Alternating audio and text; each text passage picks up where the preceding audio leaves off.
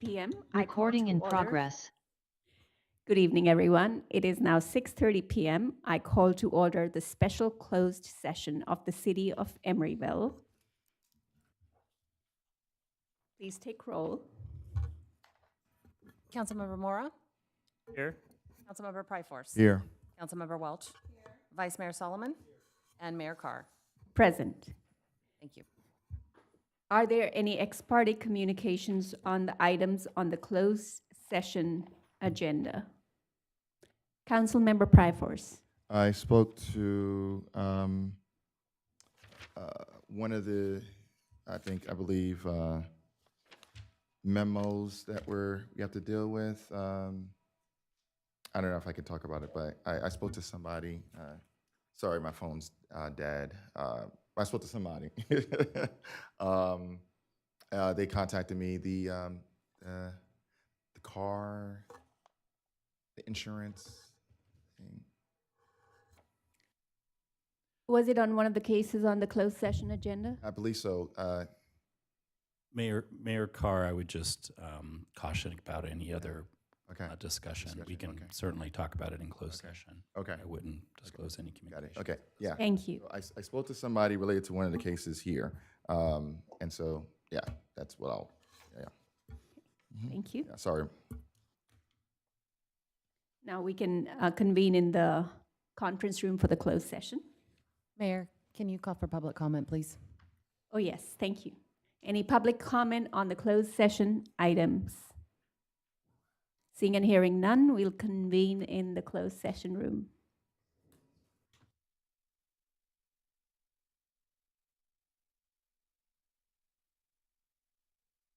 Recording stopped.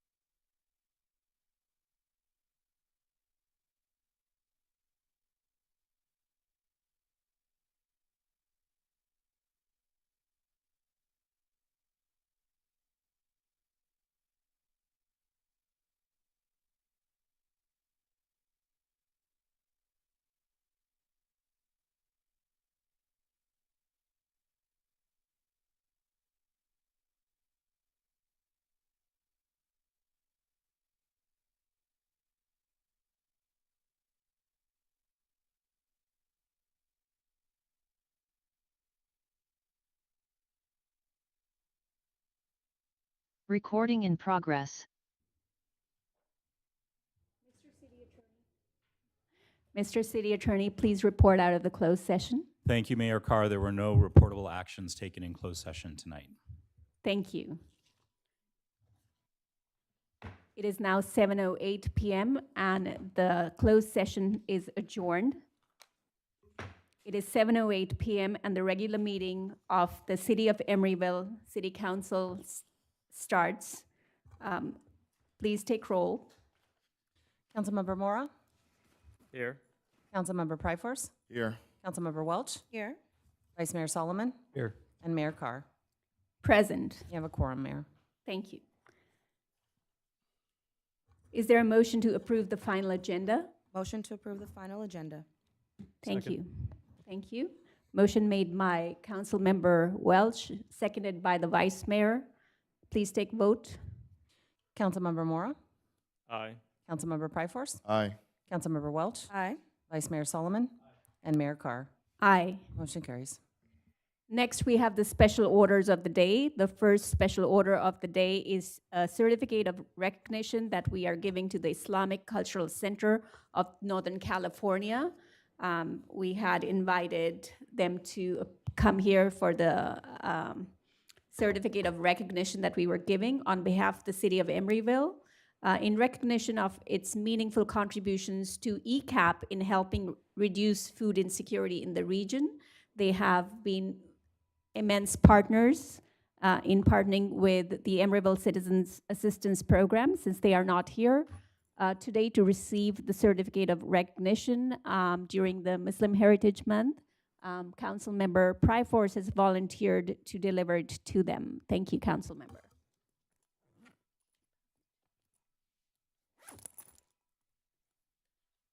Item 4.2 is the proclamation of the City Council of the City of Emeryville recognizing National Crime Victims' Rights Week. And my colleague, Courtney Welch, Councilmember Courtney Welch will read the proclamation, and the District Attorney's Office is here to take that, to receive it. We are very grateful for your presence here.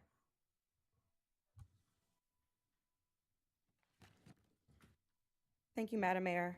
This is the proclamation of the City Council of the City of Emeryville recognizing April 19th through the 25th, 2026 as National Crime Victims' Rights Week. Whereas each year, more than 26 million people are victimized by crime and its impacts ripple outward to affect family members, friends, neighbors, co-workers, and the broader community. And whereas victims are faced with many challenges because of crime, oftentimes victims enter systems that fail to meet their needs, provide limited services, and fail to treat them with the dignity and respect they deserve. Involving survivors helps victim service providers and criminal justice professionals understand the culture, values, and expectations of underserved and unserved victims who seek assistance and justice. And whereas the Alameda County District Attorney's Office provides a range of programs to support crime victims and survivors, including the Victim Witness Assistance Division, the Alameda County Family Justice Center, and the Trauma Recovery Center. The Victim Witness Assistance Division is dedicated to ensuring the rights of crime victims and their families by providing services to aid in recovery from the emotional, physiological, psychological, social, and economic impacts of crime as survivors reclaim their sense of safety, well-being, and dignity. And the Victim Witness Assistance Division assists victims of crime without regard to race, gender, religion, nationality, sexual orientation, gender identity, or immigration status. And whereas the Alameda County District Attorney's Office Victim Witness Assistance Division was the first such program established in 1974, beginning with one victim advocate. In 1984, the Crime Victims Fund was established by the Victims of Crime Act to provide a permanent source of support for crime victims and services, including compensation. Today, the Alameda County District Attorney's Victims Witness Assistance Division employs more than 40 individuals dedicated to working with victims of crime, survivors, community service providers, and criminal justice professionals to strengthen a justice system response that is equitable, culturally informed, and responsive to the needs of victims of crime. And whereas in 2025, the Alameda County District Attorney's Office served more than 13,160 survivors countywide, awarded more than $2 million in California Victim Compensation Board program funds to survivors, and recovered more than $1 million in stolen property through the Organized Retail Theft Vertical Prosecution Unit. And whereas the Alameda County District Attorney's Office provides services to crime victims, including but not limited to child victims of violence and sexual abuse, stalking victims, survivors of homicide victims, human trafficking, crimes against elders and dependent adults, sexual assault, domestic violence, robbery, and other crimes. And whereas the Alameda County District Attorney's Office has been a leader in outreach and services to underserved populations, including victims of commercial sexual exploitation of children, sexual assault victims from cold DNA cases, immigrant victims, urban youth victims in the LGBTQIA+ community, and victims with physical, intellectual, and/or developmental disabilities. And the Victim Witness Assistance Division has been bridging the gap between law enforcement and the community while building trust in the criminal justice system. And whereas National Crime Victims' Rights Week provides an opportunity to celebrate the energy, creativity, and commitment that launched the victims' rights movement, inspired by its progress, and continues to advance the cause of justice for crime victims, now therefore be resolved by the City Council of the City of Emeryville that April 19th through the 25th, 2026 is proclaimed to be National Crime Victims' Rights Week, and reaffirms the commitment to respect and support victims' rights and addressing their needs during Victims' Rights Week and throughout the year, and express our appreciation for those victims and survivors of crime who have turned personal tragedy into a motivating force to improve the response of victims of crime and build a more just community. Proclaimed by the Mayor of the City Council of the City of Emeryville at a regular meeting held Tuesday, April 21st, 2026. Thank you. The District Attorney's Office, I'll share with you that my first internship at law school was at the Victim Witness Program Office. So I am familiar with the work you do, and I appreciate it very much. Thank you.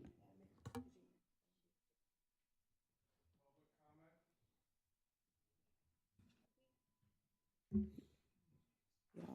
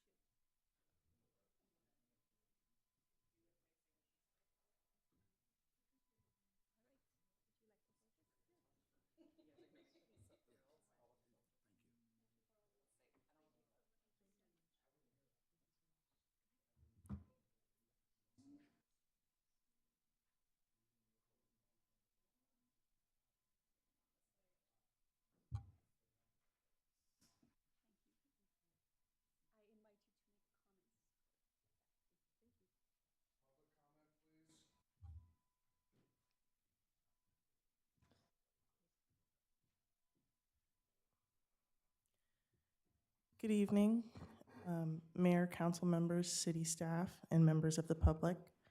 My name is Janelle Cole, and I serve as a victim witness advocate with the Alameda County District Attorney's Office Victim Witness Assistance Division. I'm honored to be here this evening on behalf of District Attorney Ursula Jones-Dixon, who has served as Alameda County's District Attorney since her appointment by the Board of Supervisors on February 18th, 2025, to accept this proclamation recognizing National Crime Victims' Rights Week. Our victim witness advocates work closely with crime victims and their families as they move through the legal process.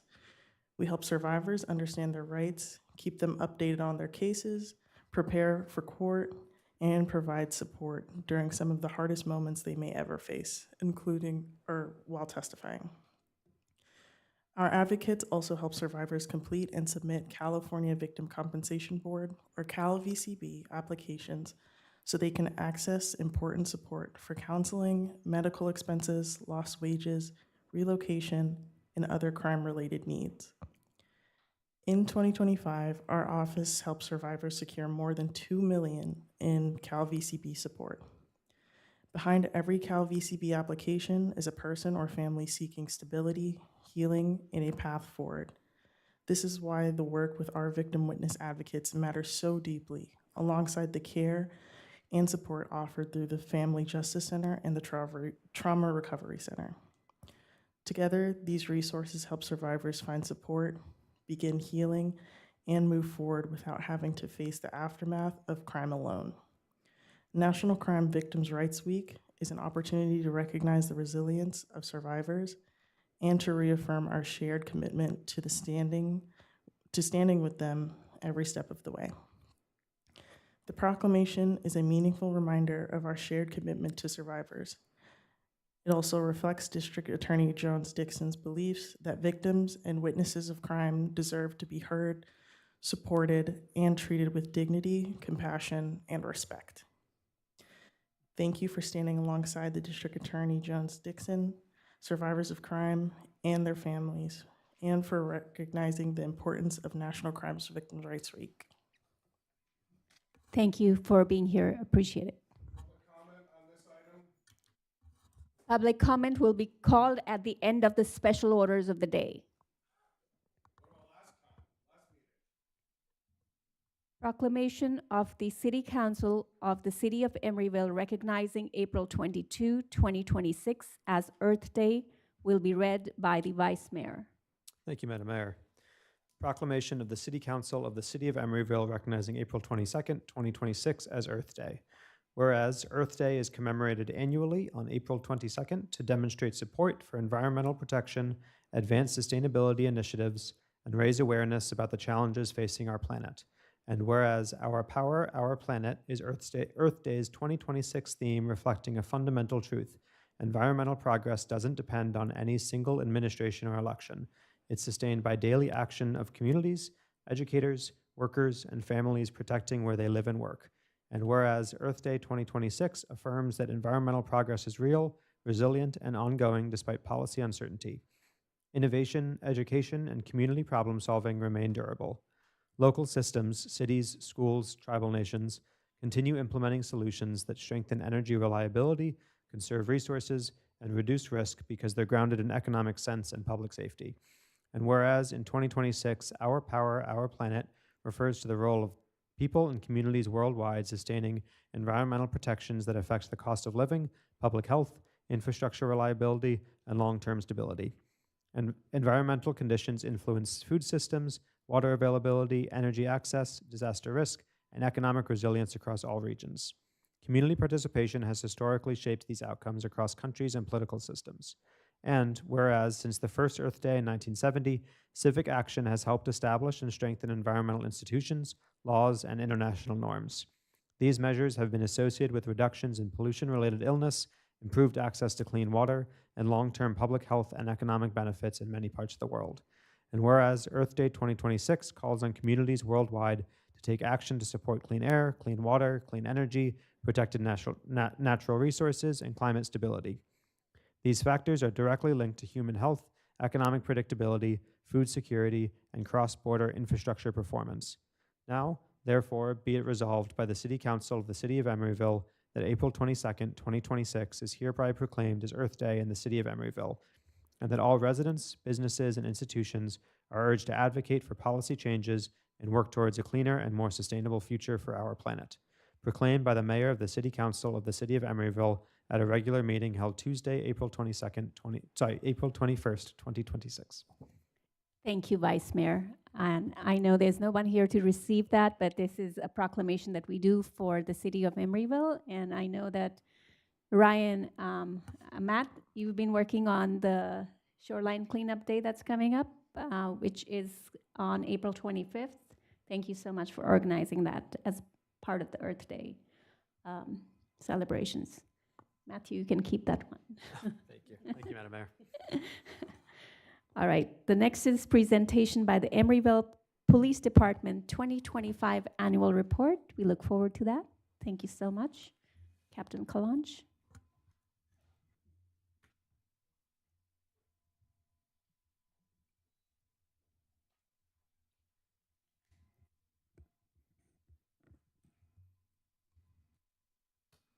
Good evening. Captain Nicholas Kalange on behalf of the Emeryville Police Department. I'm here representing the professional, compassionate, and trustworthy 58 personnel that work for the EPD. We did a long-form presentation of this PowerPoint at our last Public Safety Committee meeting about a month ago, and had a good discussion about it. It is not my intent this evening to subject you to a long-form PowerPoint presentation. So as we go through these, I'm not going to read every slide, but I'll hit some highlights and try to add some context and some flavor that EPD brings to some of these stats. So thank you, Ms. April. Welcome and greeting from the Chief of Police, Jeff Jennings. As caring, thoughtful, warm, compassionate, and intelligent a chief as I could hope to have, his daily stewardship of our department is an inspiration. I'm learning every single day from this gentleman. So thank you for hiring him well before you hired me. I'm benefiting from all of your great choices. Next slide, please. This is our command staff currently. I am the captain. I am recently hired in December of 2025, working alongside and very much with and learning from Lieutenant Pablo Rojas, who's present with us in the auditorium today, in charge of our professional services division, our police services manager, Duchess Bouzet, who's in charge of our records and communications team, and Lieutenant Richard Lee, in charge of our patrol units, our field services. We are relatively new in each of our respective command leadership positions. However, there's almost, I'm doing math in my head, almost 90 years of law enforcement experience between the four of us. So we have a lot of experience to share with each other, a lot of knowledge and collaboration that occurs on a daily basis. Next slide, please. These are our sergeants. We have 7 sergeants at the EPD. The 3 on the bottom right, Sergeant Mayorga, Sergeant Celayas, and Sergeant Andres, are newly promoted late last year and early this year. They are longtime Emeryville officers and have jumped into the fray. They each lead a different patrol team and are bringing their good experience and inspiration to their field units as we speak. Next slide, please. Staffing. In 2025, we enjoyed 88% of our authorized positions being filled. Spoiler alert for later in the presentation, 2026 will be a markedly different landscape for hiring and staffing. Some of the photos you see up here. In the middle is our recent dispatch hire, who recently finished his training assignment and has become a full-fledged dispatcher. He is doing fantastically. The other photo on the right you may recognize as a longtime Emeryville student, resident, employee, most recently hired as a parking enforcement official last year, and as of next week, he enters the police academy to become an Emeryville police officer. So we wish him the best of luck, and we look forward to working with him in the near future. Joining him are 2 other trainees that have been hired and will be attending the same academy. One of 2 you might recognize as also a current Emeryville employee. The other one is a new hire to the city. So we'll bring them in for formal introductions in due time, once they prove themselves a little bit. Okay, succession. As with life and so many things, we saw retirements, we saw promotions to fill those empty spots. I would like to highlight that there were 2 officers assigned as field training officers. This is not a supervisory position, but a position of higher responsibility that is applied for by our officer ranks. They are in charge of training the new academy graduates and making sure that they adhere to the expectations and spirit of the Emeryville Police Department and hit all the legal and policy pitches as well. So we rely on these sort of advanced officers, if you will, these field training officers, to take on added responsibilities around the department, and we look to them to be future leadership, and one day they may be in front of you doing one of these presentations. Next slide, please. Demographics of our department. On the left, you'll see a breakdown of our male to female ratio. The next slide, which we were not going to go to just yet, but the next one has a breakdown of sworn officers. So this is our department as a whole, 65% male, 35% female, and then a breakdown of that's the department as a whole by race on the right-hand side with the pie chart. Next slide, please. This is our sworn demographics, as I stated, 80% male, 20% female. This 20% female I would like to speak to. It's higher than the national average. It is not where we intend to be, and it is not something that we are sitting back on. We have a priority in our hiring to identify, recruit, and empower female candidates to join the Emeryville Police Department. And then on the right, you see the sworn officers by race in the pie chart. Next slide, thank you. Property crimes. Emeryville enjoys a low violent crime rate. We'll get to violent crime on the next slide, but is unfortunately a daily burden to our city. However, you will note that the trend, which has continued over the past 3 or 4 years, continues in 2025 of downward trending property crimes. There are a few segments you'll note that were up last year. Residential burglaries, just very slightly, were up, and petty thefts were up as well. Petty theft is largely from our, we enjoy a robust business community in the city of Emeryville, and unfortunately, a lot of the retail businesses suffer from petty thefts on a routine basis. The drop in crime that we are enjoying is reflected in national crime trends as well. Next slide, please. As I mentioned, we do not suffer from the violent crime that some of our neighbors do. So you'll see here relatively low numbers, extremely low numbers, for a city that enjoys a swelling of populace during the work week, during the work days. Not much else to add about that. Next slide. Crime is down over 20% year after year. On the left, you see the pie chart, 2024. The ratio is remarkably the same, 85% property crime, 15% violent crime. But it's although it's not visually represented here, the pie on the left is 20% bigger than the pie on the right. So we saw an overall drop in crime, which was enjoyed. Next slide, please. Adult arrests. Arrests are largely, as you can see on the right-hand side of the slide, for warrants, petty theft, which is our #1 crime category that we saw a few slides ago, general theft, and DUI. The arrests mirror our sort of data-driven analyses of our crime rate, and it focuses on our department goals and priorities. So the warrant arrests indicate probable cause has previously existed for a separate crime that has occurred, and there's a warrant out for this person's arrest prior to. Next slide, please. Juvenile arrests. I would like to draw your attention to the release dispositions on the right. 89% of juvenile arrests were released to a parent or guardian. This is obviously the vast majority of our juvenile arrests were resolved via means other than taking them to juvenile hall. And you can see another 6% go to group home on the same pie. This is in keeping with our desire to promote and lift up restorative justice tenets and alternative non-carceral resolutions, especially for our juvenile alleged offenders. Next slide, please. Uses of force.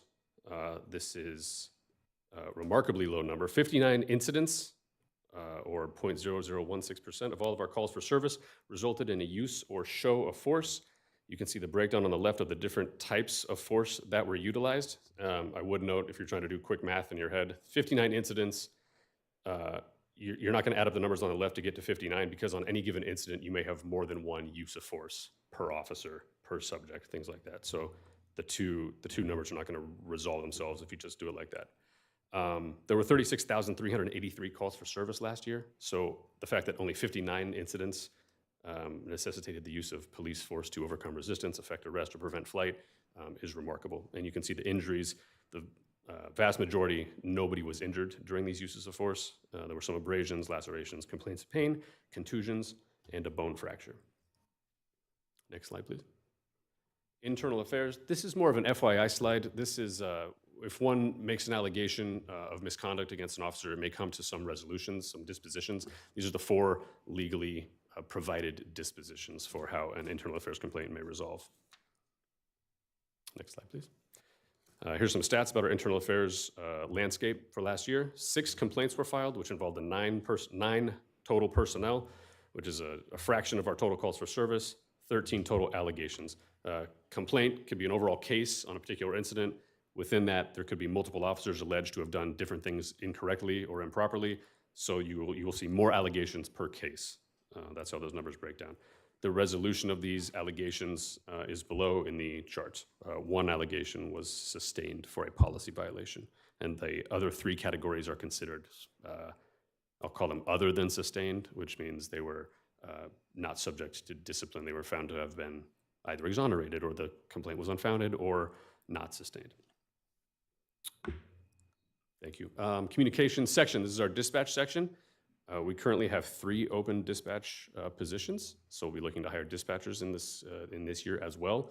You can see that, so we have 3 openings, we have 7 dispatchers as we speak. And so those 7 people are responsible for 7,848 911 calls, which is a piece of the total calls for service, 2 bullet points down, which is 36,383.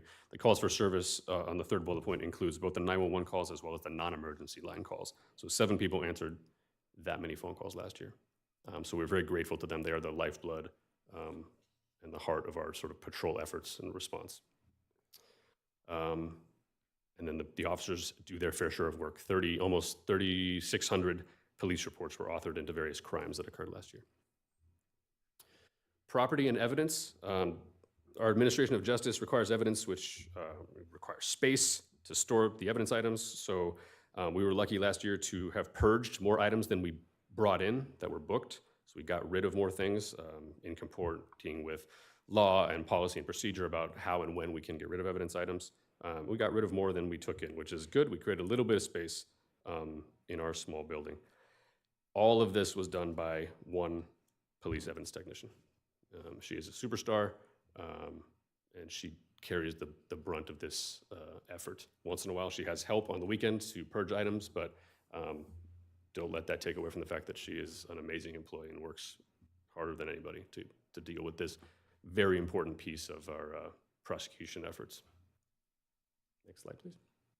Records, similarly, handled by a lone employee. She also pulls double duty as our department chaplain, and she handled a huge number of releasing of reports, public records requests, DA requests, and sealing of records. Next slide. Thank you. Traffic enforcement, one of our priorities in 2026 is to emphasize dangerous driving. We appreciate the conversations we've been involved in within the city as far as traffic calming efforts, reduction in speed limits, changing of roadways, and we, on the other side of that coin, seek to enforce dangerous driving violations and to make an example of those that would speed or run red lights or stop signs and cause accidents within our city. So the moving violations of 1,513 was a 7% increase from last year. This is done mostly by our patrol division and our one assigned motorcycle officer. And they are out there on a daily basis, writing tickets and identifying dangerous driving habits. We are also benefited greatly from the receipt of grant funds, which help us stand up operations where officers are freed from the responsibilities of responding to 911 calls and seek out to observe and enforce dangerous and DUI driving. Next slide, please. Traffic collisions saw an overall decrease in non-injury. However, sadly, there was an increase in injury accidents last year. The definition of an injury accident could be anything from complaint of pain all the way up to, but short of, death. Those would be categorized under fatal collision. So we are sad to see an increase in that category, and we're hoping that some of our enforcement efforts and the city's other efforts to reduce traffic throughout our town are effective in 2026. Next slide, please. I mentioned it a moment ago, we receive a number of grants from various state entities, including reimbursement for the replacing of our bulletproof vests, and then money to do traffic safety enforcement operations, DUI operations. We have a routine team that goes and enforces tobacco products. We work closely with code enforcement with the city on those operations. And so we enjoy these monies, which are supplemental to our already budgeted efforts in these spaces. Next slide, please. Thank you. The benefit of having a small team is that the community and our city partners have ample opportunity to interact with us and get to know our faces. They see us at all the same things all the time. Sorry. But we enjoy growing the bonds with our city friends and partners, especially in non-enforcement interactions. Next slide, please. Training. So I've mentioned that we are seeing a staffing shortage. We are going to be looking at a lot of training for our new employees as we go through 2026 into 2027. And currently, 60% of the department has less than 5 years on as a law enforcement professional. So we have a young, eager, bright, dedicated workforce but they're inexperienced. And so we look to send them to as many trainings that recognize their interests and encourage their desires as we can. One of the things we participate in annually is the Women Leaders in Law Enforcement Conference, which is one of our ways that we are hoping to actively recruit and build a good name as Emeryville PD as a outstanding space for female law enforcement to come and work. Next slide, please. Our social media team, this is an ancillary assignment for some of our personnel that volunteer to put together these posts and spread the good word and share some of our efforts throughout the year. You can find us on Instagram, Facebook, X, sorry. Nixle is a direct notification, one-way delivery, sort of text-based system via which you may receive emergency updates from the department, which could be something as simple as there's a parade today, please avoid this street, all the way to Powell Street has flooded again, every time. Anyway, like and subscribe. Next slide, please. Thank you. Future operational challenges, I've talked about it. We have a potential 40% vacancy rate. We have 5 openings at the officer rank today. By July 1st, we'll have 8 likely. Another 19% of our professional staff are eligible to retire. Another 20% of staff that are not part of my earlier calculation are also eligible to retire. So we got to make sure they don't have 2 bad days in a row. So we keep them around a little bit longer. And part of retention is investing in our personnel with education and training opportunities. So we look to do that throughout the year. Next slide, please.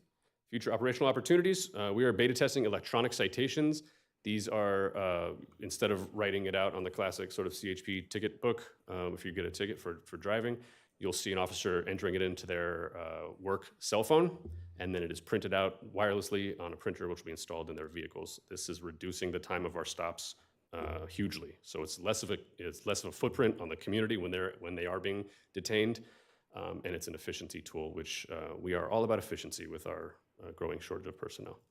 Drones, we were very grateful to receive authorization to pursue purchasing drones for tactical operations and officer safety measures.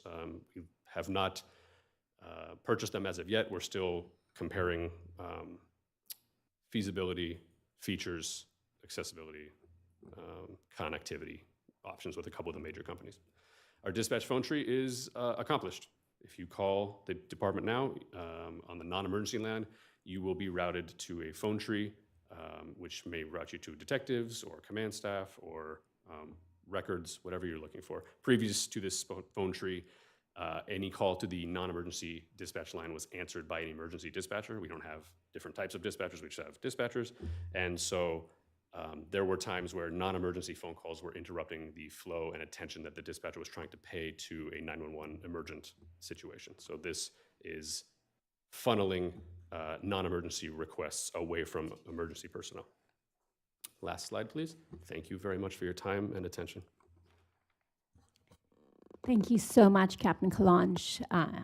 Really appreciate all the efforts of the police department in our city. And thank you for being also a very valuable member. Even though you're a recent one, we value you a lot. Any comments from my colleagues on the dais? Councilmember Courtney Welsh. Thank you, Captain. Wonderful presentation, and it's always great to see the work of the department. I did have 2 questions. One, I saw that arson went up significantly from 2024 to 2025. Do you have any details on what that was about? Was there a serial arsonist running around by any chance? Chief West? Arson question. Okay, I got it, that's right. Okay, no. There were some instances, some spates of brush fires being lit along the train tracks, likely by 1 or 2 of the same personnel in a repeated fashion. I see. And we investigated it. We were unable to make an arrest in any of those cases. However, we believe that it was the same person, and that behavior subsided late last year. So we have not seen a continued trend line on the arson front. but it's something that we were definitely paying attention to at the time. Okay. And I know you mentioned that there were 3 individuals that would be heading into the police academy soon. How long is the tenure of the police academy? I believe, is it 3 months? It's 6 months long. Okay, okay, The 3 individuals will be attending the Contra Costa County Police Academy. okay. Thank you. After the police academy, they will participate in the field training program for another about 16 weeks. Okay. Thank you. Any other comments from my colleagues? Councilmember David Mora? Thank you for the presentation and the overview. It's good to see all the great work that the department has been up to. And it sounds like we'll have some challenges with the vacancies coming up, but I trust that you're making Emeryville a good place to come and work. So I'm glad that we are creating an attractive department for recruits. One question I had was there was an initiative this council voted for a few years ago to electrify the police fleet, and I was hoping you could comment on the progress that we've been making towards that goal, which is in line with the city's sustainability goals, also the cost of maintenance of electric vehicles being cheaper than gas-burning vehicles. And yeah, I'm just looking to see how much progress we've made and what's left to go. Recent efforts towards the idea of electrifying the full patrol fleet are stymied at the moment by our lack of infrastructure for high-level charging at the police station. So while we are able to and have replaced most of our administration cars, our non-patrol cars, our non-marked vehicles with electric vehicles, those tie up the chargers at this time. So I've had discussions with our city partners on bringing high capacity electric lines, so I don't have all the right lingo for this, I'm sorry, to the department for like level 3 charging, which would help with facilitating rapid turnaround so we don't have vehicles that are down for 8 hours on a trickle charger while waiting for the next shift to come on and limiting our capacity to respond to emergency situations. As of right now, it appears to be quite an expensive feat, but we are hopeful that we can continue to make progress towards achieving that, whether that means bringing out a new line and having a dedicated generator installed in the parking lot to facilitate the rapid charging of those vehicles, and or trying to improve the current infrastructure at the police department. It's a matter of cost and budgeting at this time. So it sounds like it's not possible to have an electric patrol car without a level 3 charger available within the department. We can't use the third-party superchargers around the city. So there's pros and cons to using a supercharger that's publicly available. Firstly, we would not be in charge of or have necessary priority for being able to access those chargers at any given time. If the grid were to go down and rendering those public chargers inoperable, we would have no means of getting around the city ourselves, and so are subject to the same sort of deficiencies there. On a positive note, if an officer is charging at the Tesla superchargers next to Marshall's, then maybe they're more visible to those passing by and can be a reminder of the public safety presence in the city. But I think the preference at this time would be to have our own dedicated charging network that we could have some redundancies for that would not leave us sort of stranded in the event of an emergency. If possible, I'm wondering if anybody can share some analysis with me offline about the number of miles driven by a patrol vehicle and why a level 2 charger wouldn't be able to meet that over the course of a day, perhaps. Okay, sir. Yes, sir. Thank you. Any other questions from the dais or comments? Councilmember Pryforce? Hey, Captain, what's up? The brush fires, is that north of the Amtrak, like either on the Shell Mound or the Overland side? Forgive me 1 second. Sir? You don't? Okay. I can look okay. into it. All right, we'll talk. Yeah, because that's around the area that before this, I used to neighborhood watch around. Can you share a little bit more about how the phone tree works? Yes. If you call our non-emergency line, you will hear the voice of one of our employees offering a selection of services. This is, don't quote me on this, but for instance, to speak with a dispatcher, please press 1, right? To speak with an investigator, a detective, please press 2. Speak with a records clerk, please press 3. Things like that. And there's an advisement at the beginning. If this is an emergency, please hang up and dial 911. That's the most direct way to get in touch with our emergency response. I just want to share that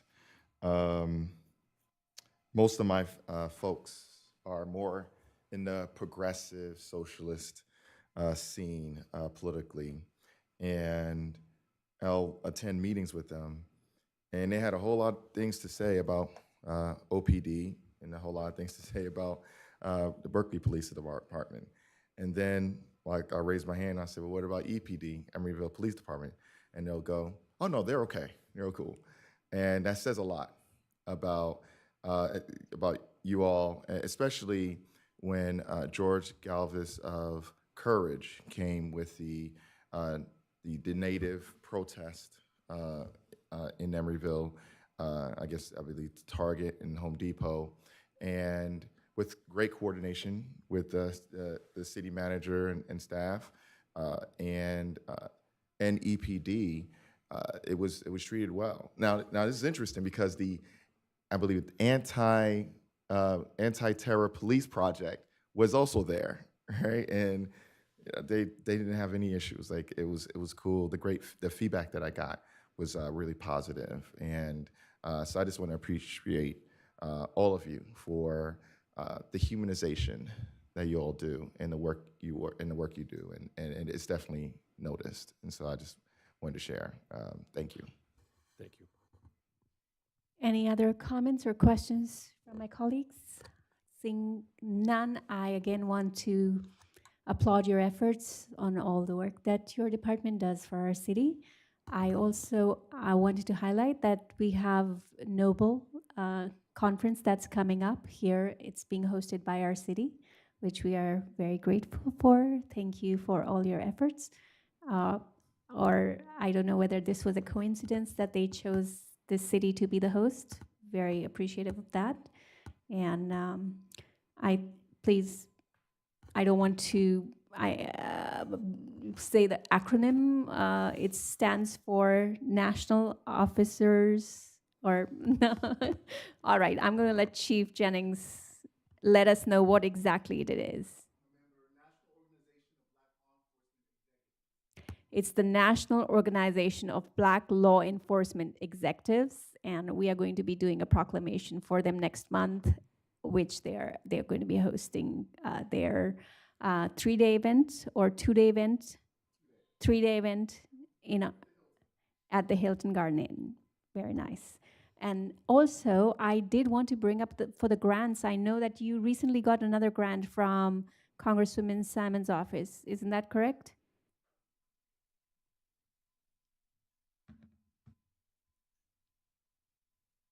Hello, Chief Jennings. We applied for a grant. And so the grant was submitted to the congressperson for $1.4 million for a regional. So it'll be us, Berkeley, Albany, sharing some resources. We're so far awarded that money. So we applied for it, and we'll see what happens. So you have not got your share yet, but we are optimistic that we'll get some part of it. I'm always optimistic. That's great. So, yeah. Thank you. You're welcome. I'm glad that you applied for it. Thanks so much. Right. Public comment.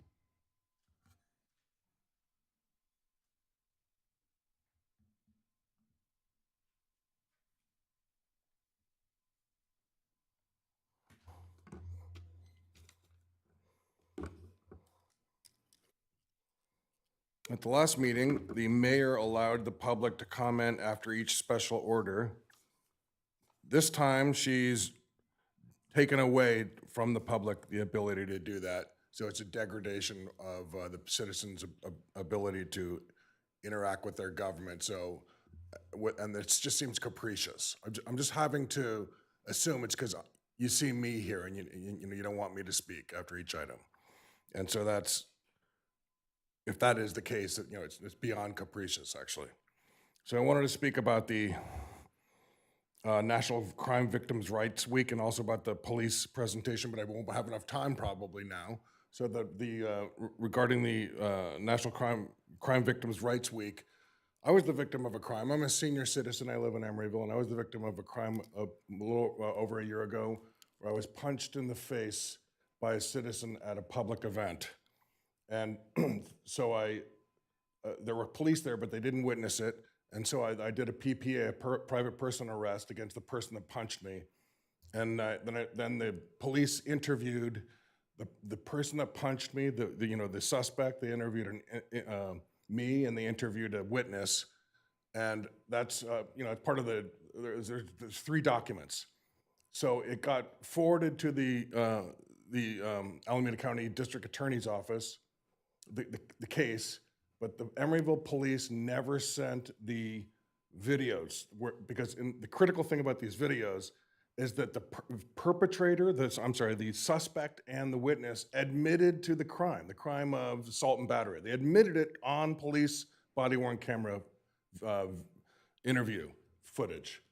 But it was never forwarded by the Emeryville Police Department to the district attorney. And so now I'm Thank left you for your comments, without sir. justice. No justice. Any discussion on any of these items? Thank you. We're going to move on to council members' special announcements, reports on meeting attendance. My colleagues, do you have any council member special announcement reports on meeting attendance? Council member Pryforce. First, I want to thank the city staff that arranged me to eat vegan, because the seafood place we were at couldn't provide anything I could eat. So we had a mayor's conference that I was able to attend, and I just want to say that I want to give my compliments in regards to Mayor Carr and how she represented the city for the presentation. It definitely, I think we should talk to Chad about becoming the city of art, innovation, and wellness. And so I just want to thank all of the staff that were a part of hosting the mayor's conference. And thank you again, Mayor Carr, for how you represented the city of Emeryville to your mayoral colleagues. Thank you, Councilmember Pryforce, and thank you for attending the conference. I am surprised they did not have any food that you could eat. I was sure to have, I thought we ordered for everyone. I thought we catered for every single person. And I'm so sorry. I'm a vegetarian as well. So I know I had good amount of good food to eat. So, and thank you, Vice Mayor, for being there, even though you had to, you were able to show up for a little bit of time. And I understand that Councilmember Welch was not well. I hope you're feeling much better. And you were out on spring break, Councilmember Mora. I absolutely understand that. So yes, and if there are any other meeting attendance reports by my other colleagues, I can just elaborate on the conference.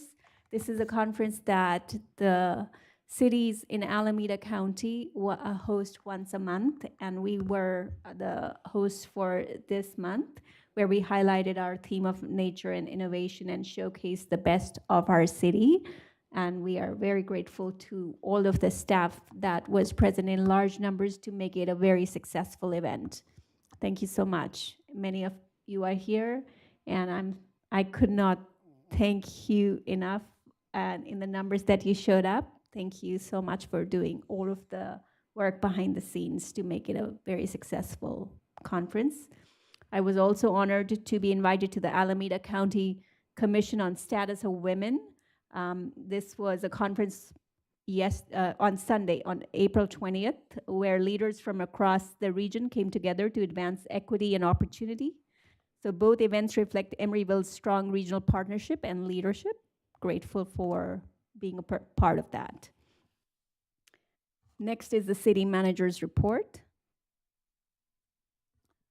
Thank you, Madam Mayor. There's no report from the city manager this evening. Thank you. Are there any ex parte communications on the remaining items? Seeing none, we will proceed to public comment for consent agenda and items not on agenda.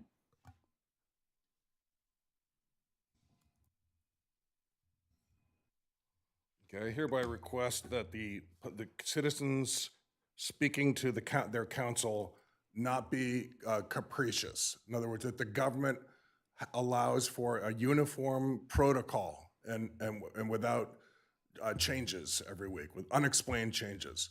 So that's what I request. So I think you should just do it consistently so we know how we can address our government. In the future, that's what I'd like to have the mayor make sure that that happens. Now, regarding what the police department just presented, well, they sounds great. Everything is great. The police are telling us that they're great. Everything they're doing is great. So I guess we have to believe them because we have no citizens oversight organization. And I'll note for the record that Councilmember Welch is not looking at me right now. Councilmember Solomon he's looking at me. Councilmember Murrah is not looking at me. But you're required by according to the code of ethics, to actively listen to us when we're here speaking. And what actively listening means, among other things, eyes on the speaker. According to our own city attorney says this. So Councilmember Welsh, I guess, disagrees with the city attorney, and she's not going to listen to us. But shame on her. So I do appreciate the mayor listening to me right now. So I probably don't have time, but on March 17th, I witnessed some really bad arrest of a person on the parking lot in front of the liquor store there that's called the Total Wine and More's. Brown-skinned man, hemmed up, surrounded by Emeryville police. So I stopped my truck and went over there and started filming. And then the sergeant, okay, I can't relay what happened. I can't relay the bad policing that happened. The next item is the consent calendar. Any motion on the consent calendar? I'll move approval. Second. Motion by Vice Mayor, seconded by Councilmember Welch. Please take vote. Councilmember Mora, Aye. Councilmember Pryforce, Aye. Councilmember Welch, Aye. Vice Mayor Solomon, Aye. and Mayor Carr. Aye. Motion carries. Item 10 is public hearings. This is the resolution of the City Council of the City of Emeryville establishing updated development impact fees for fiscal year 2026 to 2027. And can we waive presentation, council members and Vice Mayor? Since we are in agreement to waive presentation, we can go in. Any questions from the dais on this item? None. Any public comment on this item? Mayor, I'm sorry, it still is a public hearing, so we just need to open the public hearing, call for public comment, close the hearing, even though there's no presentation. Thank you. The public hearings open at 8:01 p.m. Public comment, if there is any on the public hearing.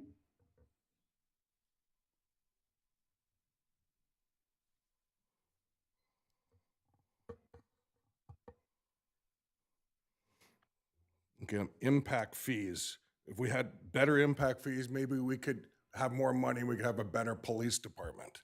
So they surrounded this dark-skinned man and they did a bad arrest on him, and I videotaped it. But the police were really unhappy with me videotaping it, so the Sergeant Solis, the lead officer on the site, told me to get back. Get back, he said. So I asked him how far.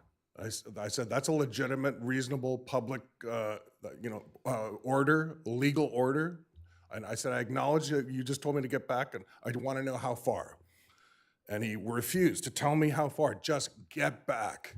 And I kept saying, I heard what you said, I want to obey your order, I want you to tell me how far I need to get back so I can obey the law, obey your order. Finally, he told me 6 feet, but he didn't want to tell me that because he wanted to be able to maintain a position where I could get arrested, I guess, for not obeying an order, a legal order. So I foiled if that was his intent, I foiled that by getting back 6 feet.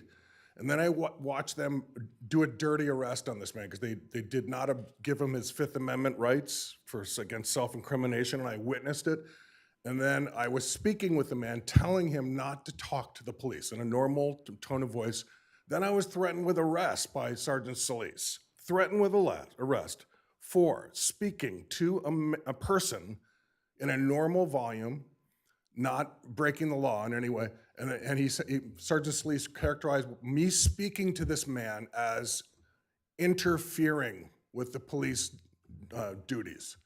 And I know what the definition of interfering is with police duties because I know it. I looked it up, and that was bogus. Thank you for your comment. Bogus. Any discussion on public hearing? Or City Clerk, do we just need to close the public hearing? Oh. It is now 8:03 p.m. Public hearing is closed. Action item, resolution of the City Council of the City of Emeryville authorizing the city manager to I'm sorry, Mayor, I gave you the wrong direction there. You do need to take a vote on approve public comment.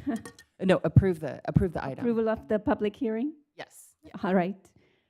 Can we? You don't need to reopen the public hearing. You just need to get a motion and a vote. second and vote on it, please. Thank you. All right. May we have a vote or a motion? I will move approval of the resolution establishing updated development impact fees. Thank you, Vice Mayor. I will second. Thank you, Councilmember Welch. A motion made by Vice Mayor and seconded by Councilmember Welch. Please take vote. Councilmember Mora, Aye. Councilmember Pryforce, Aye. Councilmember Welch, Aye. Vice Mayor Solomon, Aye. and Mayor Carr. Aye. Motion carries. Thank you.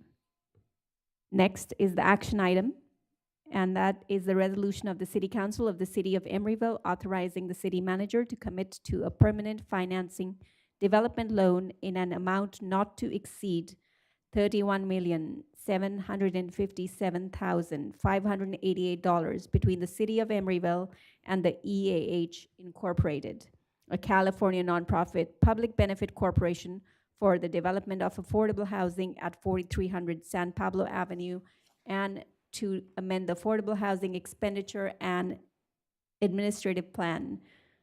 I will let Valerie do the rest of the talking and presentation.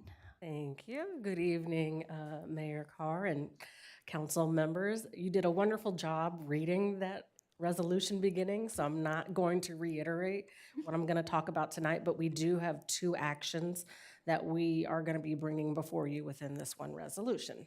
Next slide, please. So our first recommendation is for you guys to commit approximately $31 million to the development of the 4300 San Pablo Avenue Intergenerational Affordable Housing Project. Next slide. Just a brief reminder of what this project is. The city selected EAH Housing as the developer through an RFP process in July of 2020, which is approximately almost 6 years ago. To redevelop a city-owned site at 4300 San Pablo Avenue into an affordable housing intergenerational project. That project would serve seniors and transitional aged youth in combination. It's a 5-story structure. It would produce approximately 68 units and about 7,000 square feet of amenity space for the residents there. The tenants would be between 30 and 60% of the area median income. 54 of those units would be designated specifically for seniors. The 13 would go to the transitional age youth and 1 manager unit. We executed the lease disposition and development agreement in October of 2022, amended that also in November of 24. That LDDA provided for a construction deadline of October 2026, which is approximately 5 or 6 months from now. The total development cost of this project is about $62 million, and we currently have a reservation for Alameda County Measure A1 funds of approximately $2.5 million. I've also provided a beautiful rendering of what the project is anticipated to be for your memory. Next slide. So, how did we get to where we are today? As I mentioned before, EAH was selected as the developer almost 6 years ago in 2020. This project, being an intergenerational affordable housing project, was required to get approval from state law because that was not allowed under California law. So EAH and the city worked and got SB 591 adopted at the state legislature in June of 2022 so that we can actually have intergenerational housing projects here in California. Again, I mentioned the LDDA was executed in October. The entitlements were issued in December of 2022. Also in 2022, EAH started looking for financing for this project. We were waiting for the Housing Authority of Alameda County to release a request for funding for their project-based Section 8 vouchers. We waited in 2022, in 2023, and then finally in 2024, HACA announced that they actually have a funding shortfall and we're not going to be able to release project-based Section 8 vouchers in 2024 or in 2025.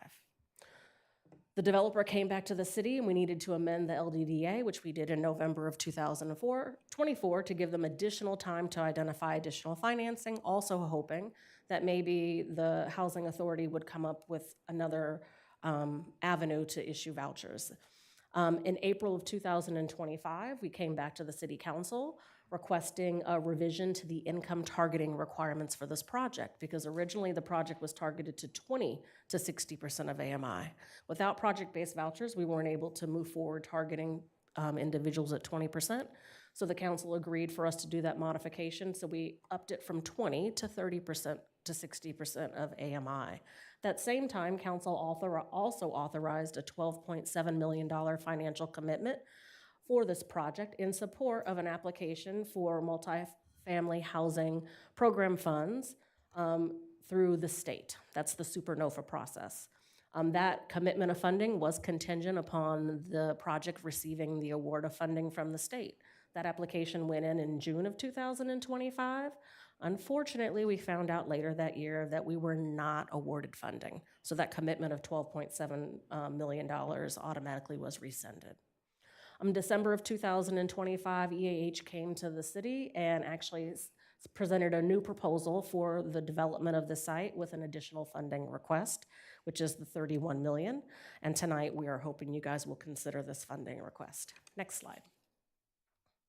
So why is this city funding essential? As I mentioned before, there are no project-based vouchers. Project-based vouchers are essential if we are going to serve any households below 30% of AMI, which are extremely low-income housing population.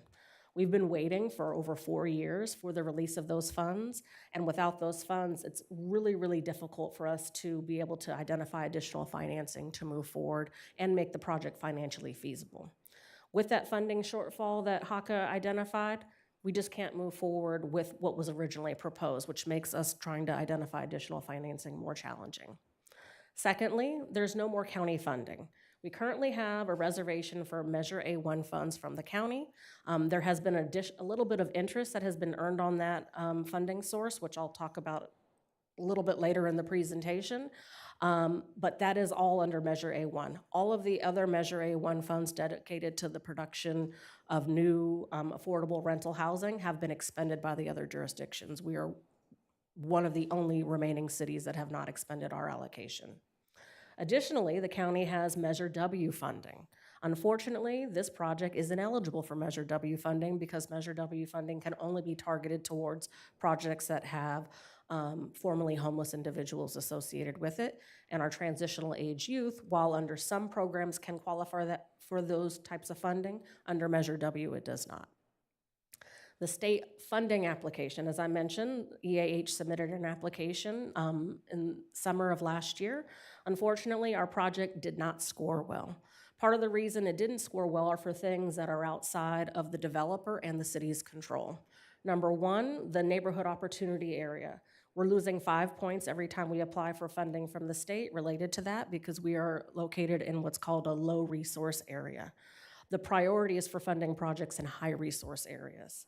Number two, there's a special needs set aside that is associated with a lot of the financing they have at the state that requires you to have 25% of the units set aside for special needs groups. Well, SB 591, which allows us to do intergenerational housing projects, limits our ability to only have 20% of the units set aside for transitional age youth. There's a conflict right there between the state law and the funding that the state is putting out. So we will continue to receive decreases in points for any application of funding we go after through the state. And then thirdly, we also lose points because we are not targeting more units to households at 30% of AMI. Other jurisdictions throughout the state have access to project-based vouchers because they're receiving them from their own housing authority. We only have the Housing Authority of Alameda County to get vouchers from, so we unfortunately are limited in our capacity to serve more households below 30% of AMI. Next slide. The other issue that we have is the competition for low-income housing tax credits. I think we all recognize that we are in a housing crisis here. There was a study that was issued by the Bay Area Housing Finance Authority in 2024 that identified that there's been a decrease in 47% of available funding through federal low-income housing tax credits, which just makes the availability of resources even much more tighter. Additionally, BAFA also identified that there are 433 stalled housing projects in the 9-county Bay Area region. 147 of those projects are in what's called the East Bay region, which is Alameda County and Contra Costa County.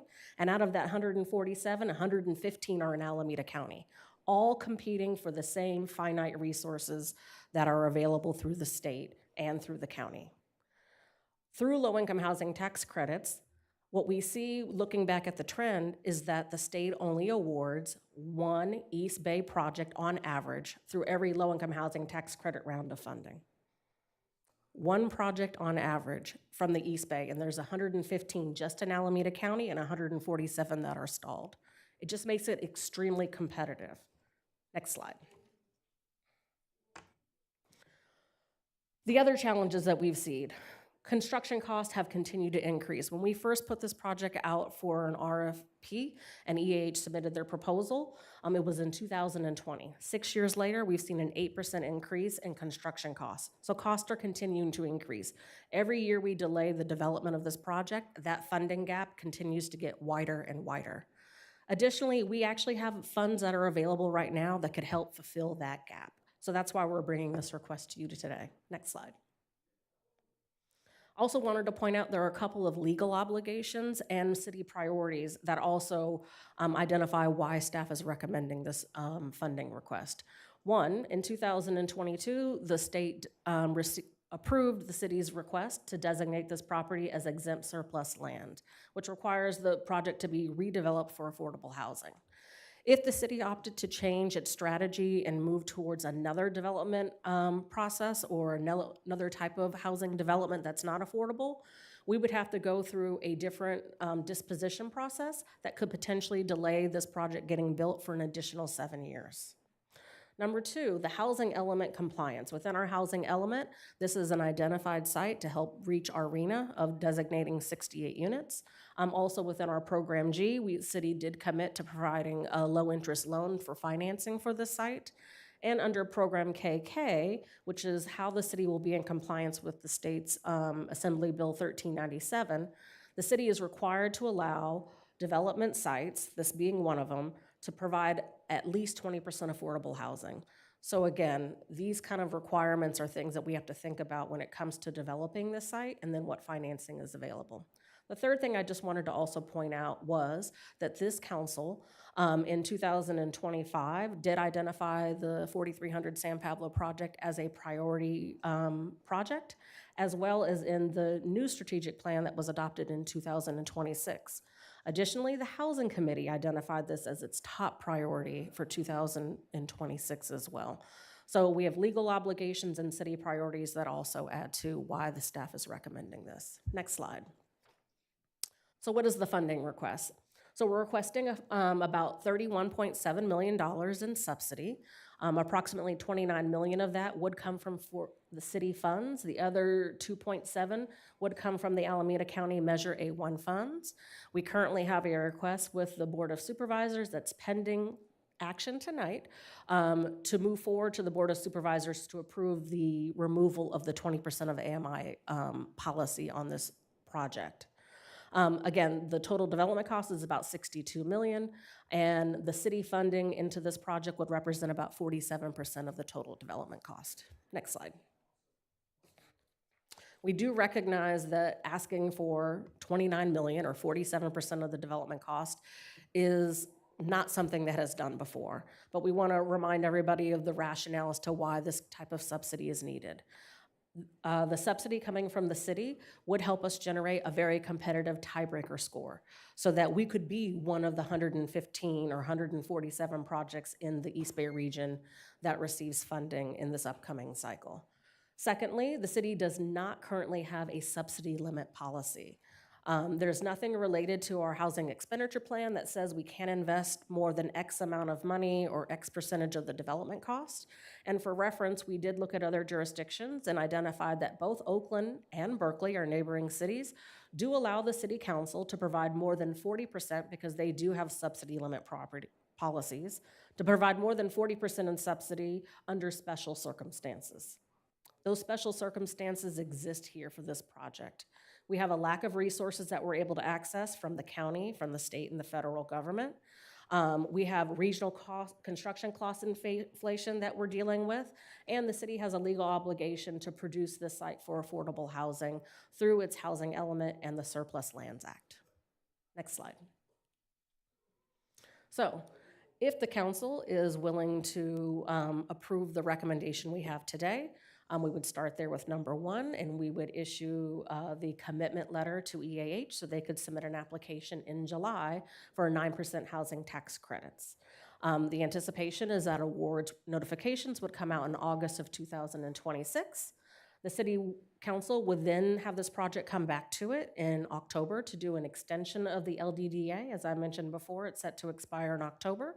With that award, we want to extend that LDDA in order to match the timelines that are associated with the low-income housing tax credit award.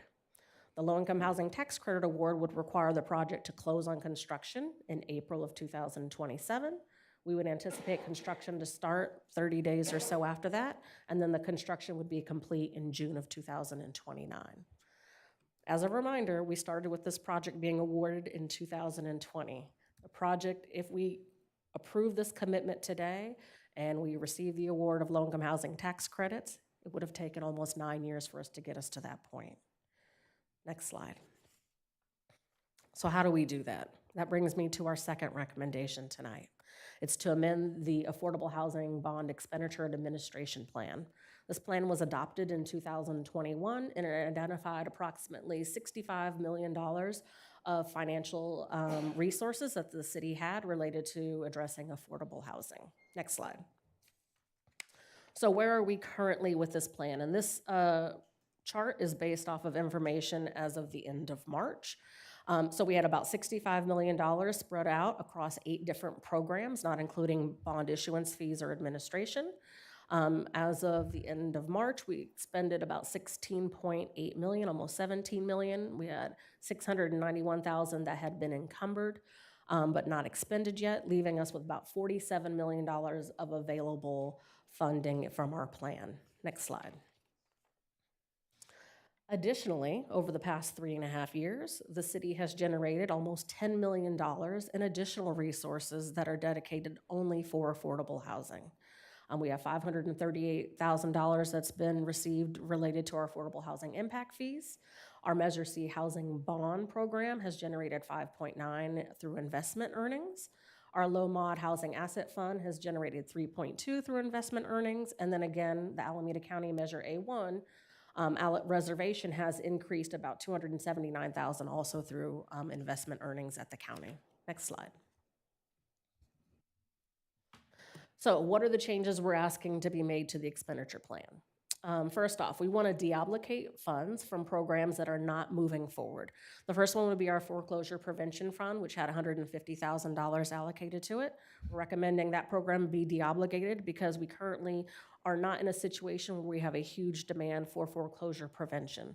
Alameda County, in combination with all of the small cities within the county, participated in a foreclosure prevention program a couple of years ago.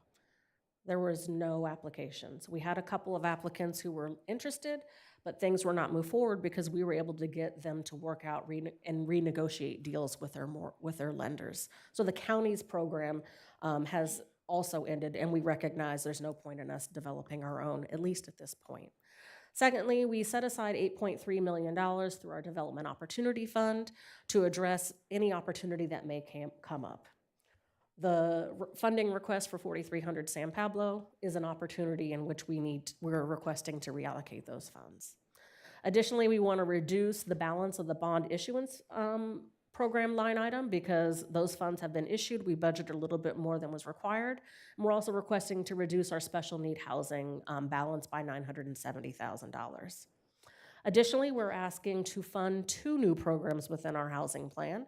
The first one is a homeowner retention program that would kind of act similar to the foreclosure prevention, but it wouldn't be designated to just dealing with foreclosure.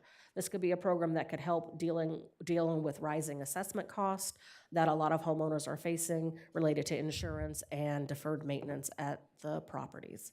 Additionally, we're asking for funding to go into an ADU incentive program. The ADU incentive program was one of the required actions that we identified in our pro-housing designation application that the city committed to doing, as well as in our housing element, we also identified that we'd create a funding program to incentivize the creation of more ADUs. We did not have funding allocated towards this program, so this would give us the opportunity to finally provide funding to support that initiative as we build out the program.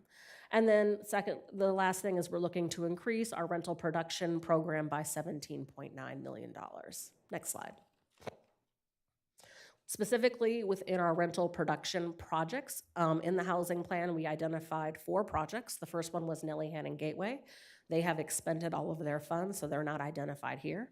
We are looking to deobligate the $240,000 that was originally identified for the Adeline sites. That project has been terminated, and that project is currently on the market for sale because we had a hard time identifying a developer to redevelop that extremely small site. Secondly, we're looking to reduce the funds that were reserved for the Christie Avenue sites, reduce it by about $10.9 million. And then we're looking to increase 4300 San Pablo's allocation by $29.2.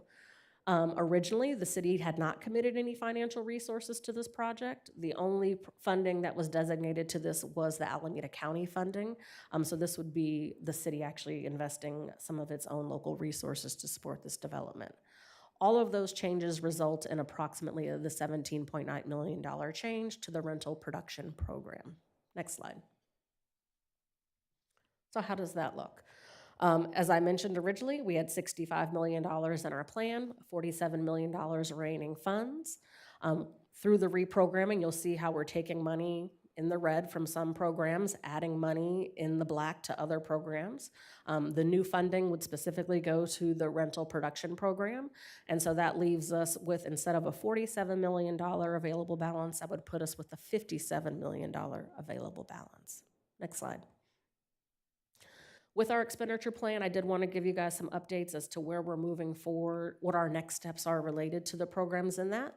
So we have our rental rehab and special needs program. We have provided an outline of those programs to the Housing Committee, which they have reviewed and provided feedback on. We're looking to bring back to City Council guidelines related to the implementation of that program. That'll happen this summer. And assuming that gets adopted, we would then launch that program in the fall.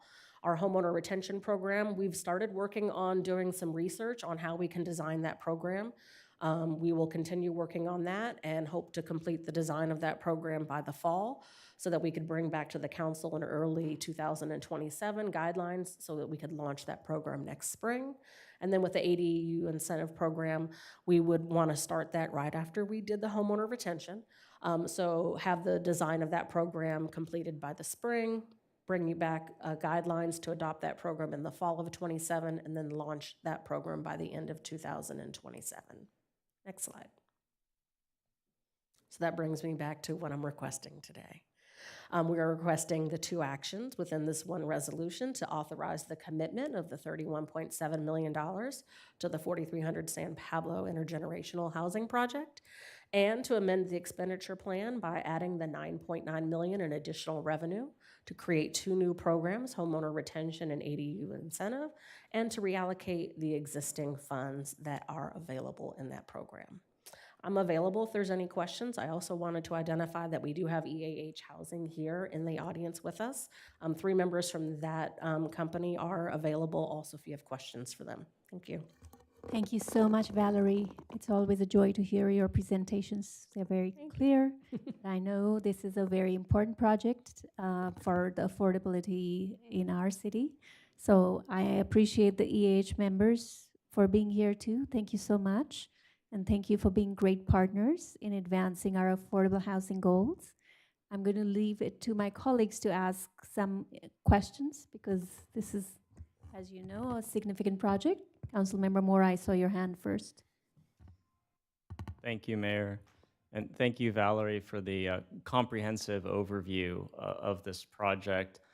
I'm wondering, could you repeat when this project was first approved or authorized to go forward, what was the amount of the public subsidy, which we're now being asked to increase to $31 million?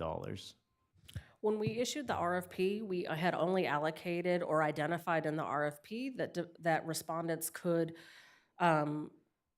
utilize the $2.5 million in Alameda County Measure A1. That was all at the time of the RFP that the city had identified. I think the developers, not just EAH, but other developers were looking at other financial resources that were available at that time to utilize in order to move this project forward. I think all of the applicants had identified the need for project-based vouchers in order to move this project forward.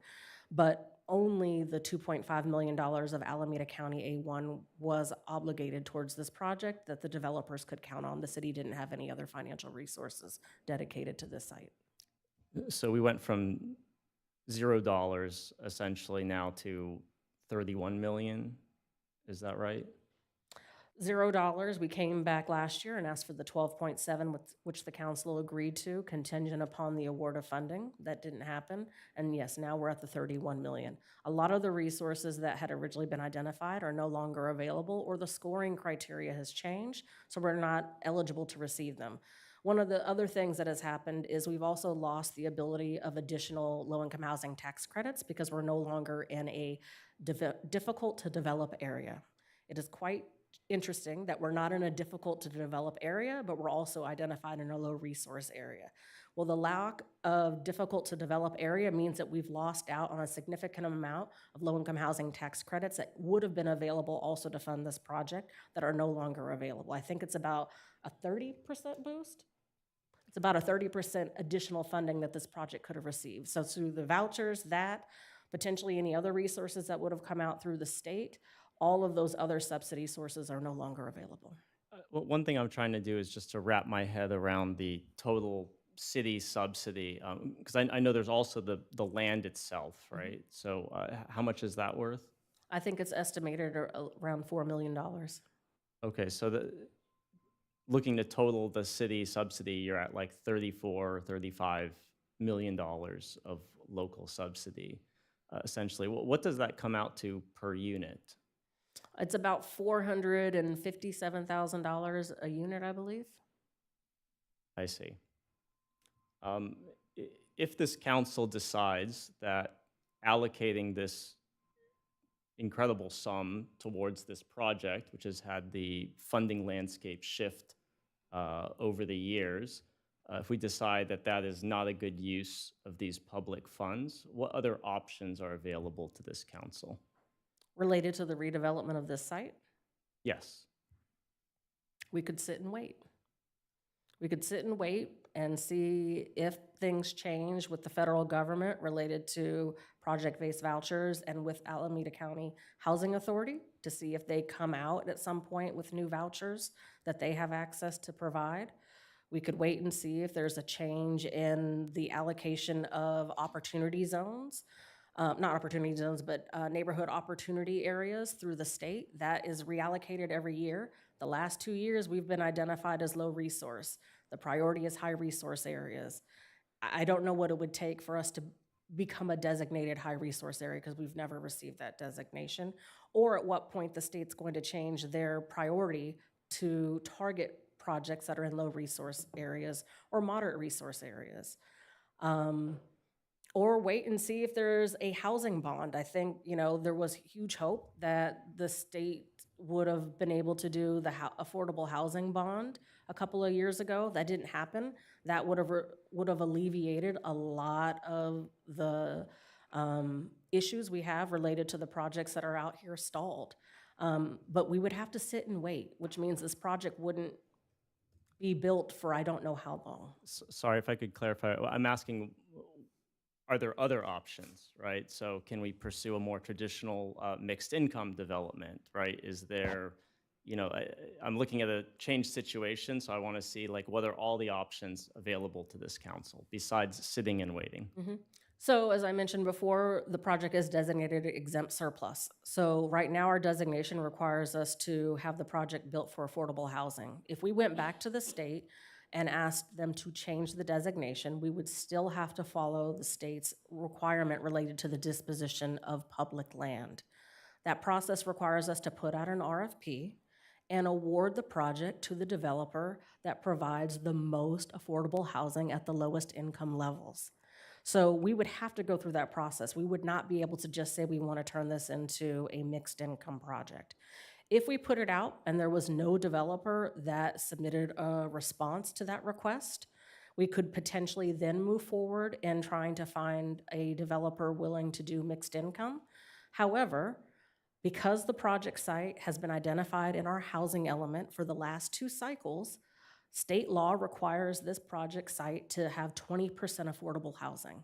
So even if we did a mixed income project, 20% of the units would have to be affordable. We would have to find a developer who would be willing to have a mixed income project with 20%. Most of our mixed income projects don't exceed 15% affordable and usually have less than 15%.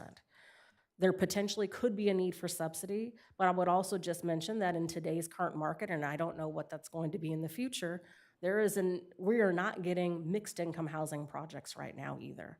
So I don't know what the likelihood is of us finding a mixed income developer who would want to redevelop this site, being that it is small. Right now, with the density bonus is how we get to 68 units. Without that density bonus, I think the maximum units on this site would be 34. I don't know if this project site would be attractive to a mixed income developer. Thank you, Valerie. Thank you, Councilmember Mora, for those questions. Since this is a very significant amount and our city is committed to keeping a pro-housing status, I'm going to ask for more questions. Vice Mayor. Thank you, Madam Mayor. And yeah, just excellent presentation. Valerie, you should do a TED Talk on this or something. So 2 questions, both hypotheticals, I suppose. So if we approve this tonight, EAH goes out, submits their application for the LIHTC funding, and doesn't receive it. What happens? We will be back in Okay. October. And then we're probably having the conversation. The reality is we're going to have a serious conversation as to what to do next. Okay. But the commitment would lapse or expire or terminate if they didn't receive that award, which would then give the city council the ability to figure out how do we want to move forward? Are there other options? Should we sit and wait? We would have to debrief about that. Okay. And then I know we're in a potential period of inflation coming up with world events. So let's say we approve this, EH goes out, gets the funding, and then in, 6 months, a year, they go out to start construction, and turns out the project's more expensive than expected. Are we on the hook for that? How does that work? How does that work? Yeah. So they're going to continue to refine their financing proposal. But at the point we get to actually closing on construction, all of their financing resources would have to be in place related to all of the construction contracts and other soft costs that they have identified at that time. If the contractor sees an increase in cost while they're doing it, my belief is that they're responsible to eat it because they're under contract to build it for a certain dollar amount. Every project has contingency that is to handle cost overruns if there's changes in certain things that were unforeseen. But the contractor would set to a price prior to us closing on the loan. And they would not be able to close on our funding or the funding from the state if they didn't have all the resources available to them through debt, grants, any other source at the point of construction closing. Got it. Thank you. Councilmember Mora? Just a question on the Measure C funds that are going to be used to fund this, because I know this project, this ask uses up a majority of our Measure C funds. When the voters approved Measure C, it was stated in the measure that it would go towards the construction of 500 units of housing. Here we see a majority of this money going towards 67 units. So where does that leave us in terms of the number of units we can fund with Measure C? I'm gonna have to do a new analysis. So I wasn't here when they actually did, that was in 2018 when they put out the ballot measure, so I'm not sure how they estimated the 500. When I put together the original expenditure plan in 2021, I think I'd estimated through all the funding resources, it wouldn't just be new construction, but through preservation activities, potentially we could estimate about 600. What we have found is that things are much more expensive. We're not gonna hit the 600 either. And so one of the things that's actually also in the resolution, or it's in the attachment of the Affordable Housing Expenditure Plan, is the request that every time we come to you guys with funding guidelines, that's when we identify how many people we believe we're gonna be able to serve. Because the market has just shifted too much. I think originally we thought, oh, we could put, let's just say 150,000 per unit. That's just not gonna work in today's financing market. Things have just changed too much. So I think, no, we're not gonna be at 500. Will we be somewhere, maybe we might be able to get 200 units? But that's not just through new construction, that'd be through new construction, preservation, that potentially we'd be able to impact. And it could end up being more, but right now I'm hesitant to put out a number because I don't want to be held to it. Thank you. Any other questions? Councilmember Pryforce? Hi, Valerie. So can we go to slide 10? If it's possible for us to rewind.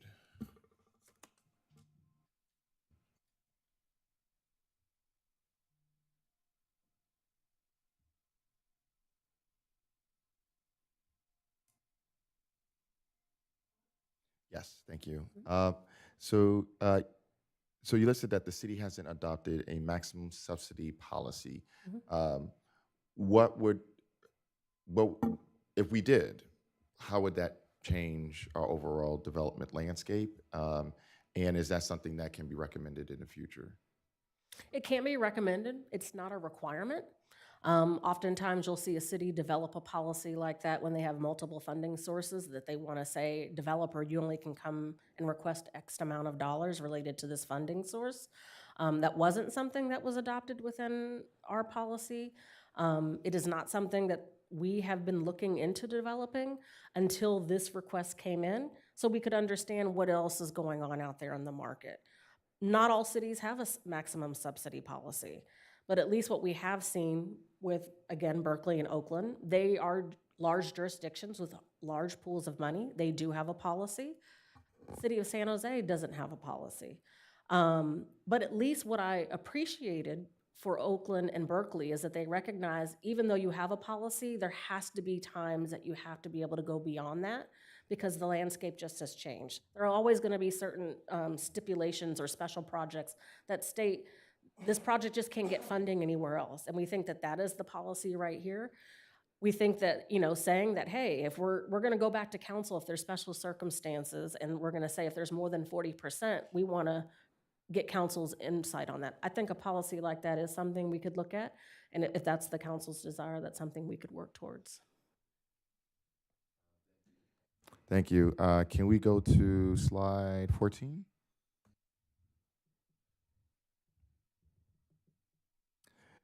So, Fund 239, the Affordable Housing Impact Fee. Yeah, I think we just approved the establishing updated development impact fees for fiscal year 2026 to 2027.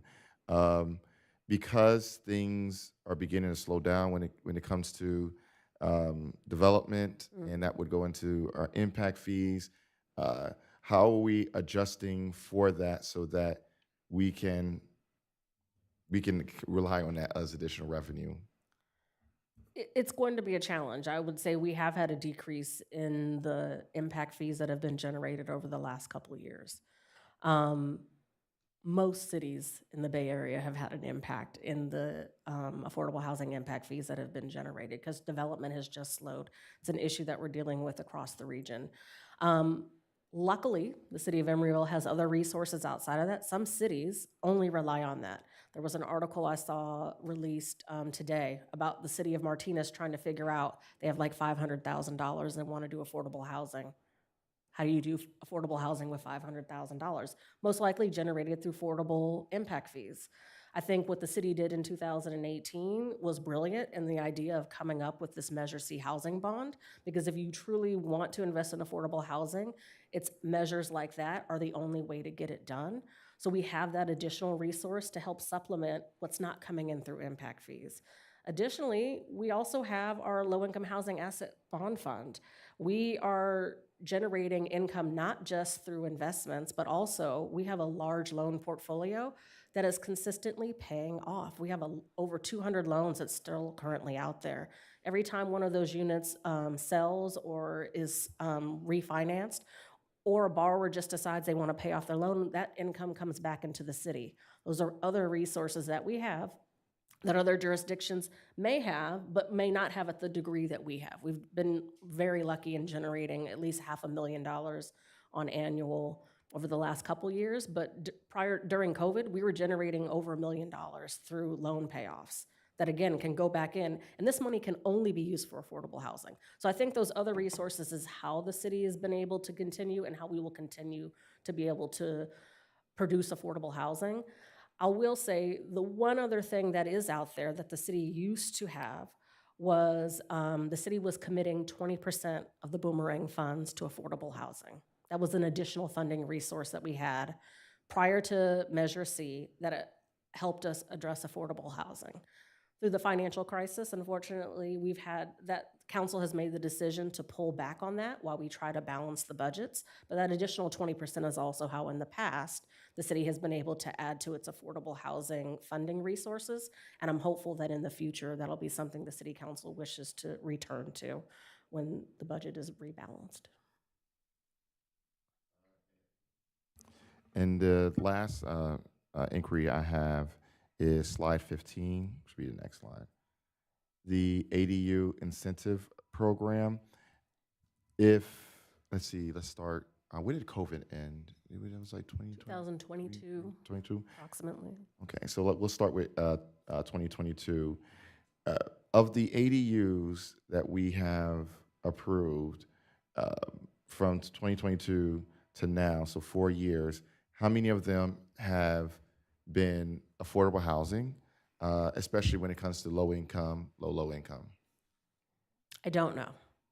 And I'm going to say I don't know because there is no requirement for ADUs to identify who they're renting or selling their units to. What I will say is that we had estimated through our housing element that we would produce 30 ADUs over the next 8 years.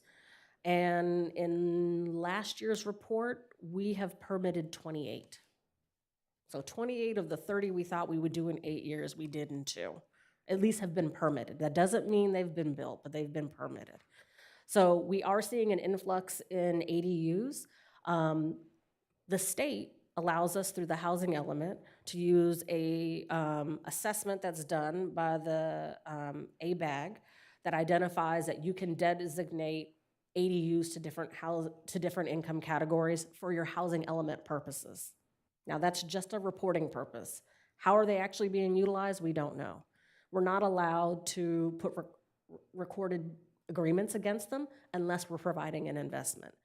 The intention is that this ADU incentive program would provide some type of incentive towards not just the development of that, but so that that unit actually is affordable to people at certain income limits through our financial investment, which means that we could then record something against it and make sure that those units were affordable. That's what we're hoping to get, but right now we just don't have the data to state actual numbers of what's happening. I know what we're allowed to report, but I don't know actually how many of them are actually being rented at those levels.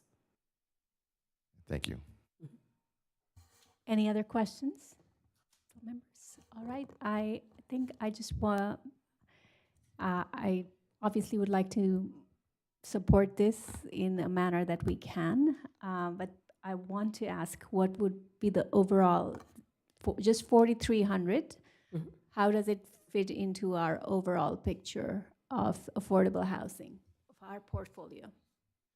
So we would be able to produce, so we just finished with the Nellie Hannon Gateway project that gave us 90 units of affordable housing.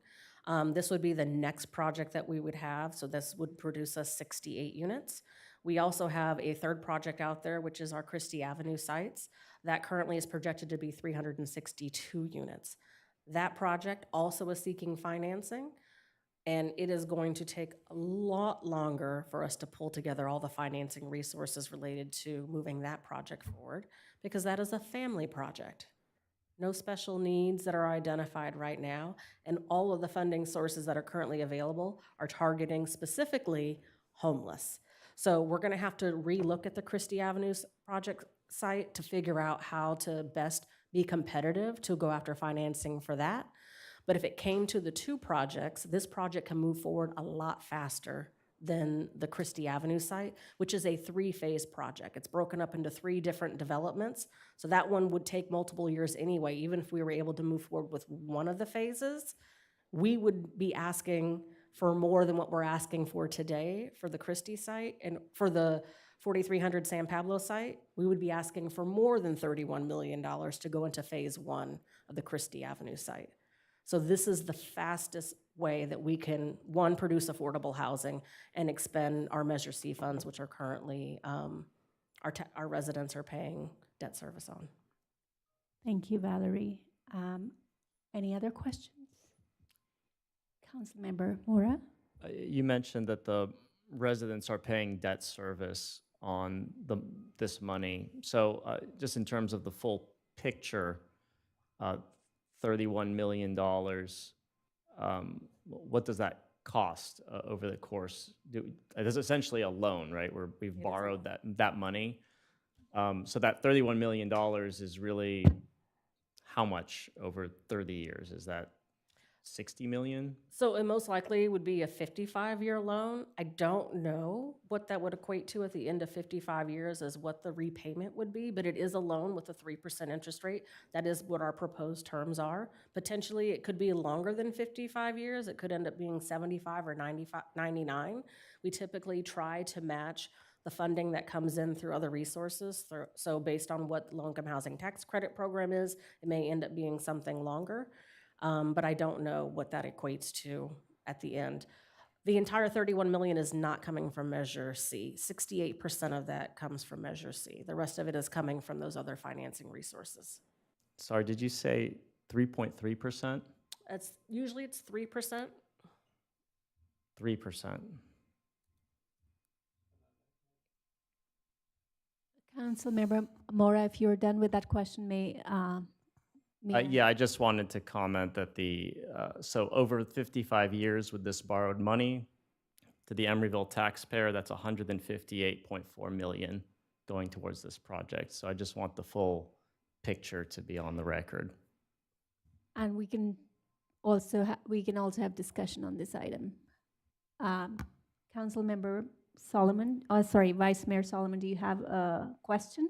Yeah, I guess maybe just to, I think Member Mora, you were asking about our borrowing costs for measure, so now that we have this $31 million, we're going to be paying that off, with regular bond repayments. And I think it sounds like Valerie was saying the loan terms that we were going to be providing to EAH, Yes. which might be, so do two different That is calculations. I think Yes. more your point stands, but Yeah, I'm asking about the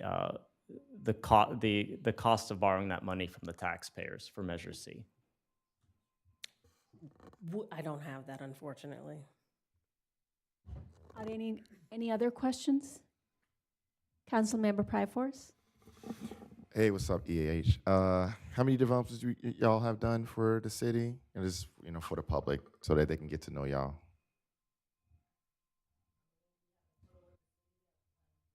Okay, which is Neely Hannon, right? Okay, cool. No, Astoria I'm Vista. going to welcome you Okay. to the dais because I think the public will need to hear what you say. So it might not be captured if you are not at the dais. Not at the dais, but at the podium. Good evening, Steve Pratt with the EAH. We have one project in Emeryville. It's Estrella Vista. Okay, cool. Okay, and it would have been Christie, right? Like you were all working with us with Christie? Still working on Christie Avenue Okay, with the okay. city, yes. Okay, cool. All right, thank you. Okay. Any other questions? Okay, I just want to know any risks with the loan, if there are any, because it seems to me like 55 years is a long time for paying it back. So that would be the loan to EAH. The funding that we are providing to them is a residual receipt. So potentially they would be making payments if there's available funds over the term of the loan. But risks related to what would happen if EAH defaulted, the city would then go in and we would require them to cure whatever that default is. A default would occur if they are not renting those units to seniors and transitional age youth, if the occupants do not meet the income requirements, if they are charging too much in rent. The city funds is looked at as a benefit back to the city. And so that's how it works with all of our affordable housing projects. Estrella Vista is a really good one to look at. I believe there's 5 different subsidy sources that went in to make that project happen. It all did not come from the city, but it came from the city, the county, and the state. If you combined all of those subsidy resources from that project, they would total somewhere around 50% of the total development cost. The difference is they're coming from 3 different sources that residents pay into: city, county, and state. Right now, this is only coming from the city's resources. But most of our affordable housing projects have very similar financing terms, and the amount of subsidy that has gone in to make those projects work is very similar to what is proposed for this project. Just where that entire source is coming from is the only difference. Thank you, and I'm sorry I said 55 years. I think Council Member Mora pointed out it's 27 years, so. Low-income That's for housing. the Measure C debt service. For the Measure C, yes, and thank you so much for clarifying that. So they would be making payments on their loan far beyond the point that the residents have provided for the debt service through their property taxes. Thank you. I also wanted to know how dependent is the project on other funding sources? And What's proposed today is that the only funding source would be the Measure A1 from Alameda County, the city's investment, and then there would be low-income housing tax credits. Right now, there are no other funds that have been committed or subsidy towards this project. EAH also would have to secure a loan or a debt from a private lender, but that's something that would happen once they actually secured the low-income housing tax credits. They would go after that resource. very good, but what if that funding source doesn't materialize for some reason? The construction loan from a lender? Or is that the only thing that they would be going after? The construction loan? Okay, And with low-income housing tax credits, it wouldn't be difficult for them to get that financing. thank you for assuring me of that. So with the Christie sites, that would, based on what we have in our housing portfolio, sounds to me like that's a very long shot if we go if we devote all of the money towards, or most of the money towards If this currently the for Christie 40? sites had about 23.6 million over the 362 units. Phase one is a little over, I think, 104 units. That project currently has a funding gap of about 60 million. So Sounds the like a very, 23 million, we don't even have the 60 million to provide to them in order to fulfill that funding gap. We do have the 31 million to provide to meet this funding gap on this project. thank you, Valerie. So, is there a motion? Public. Oh, yeah. Thank you. You're welcome to the podium for public comment.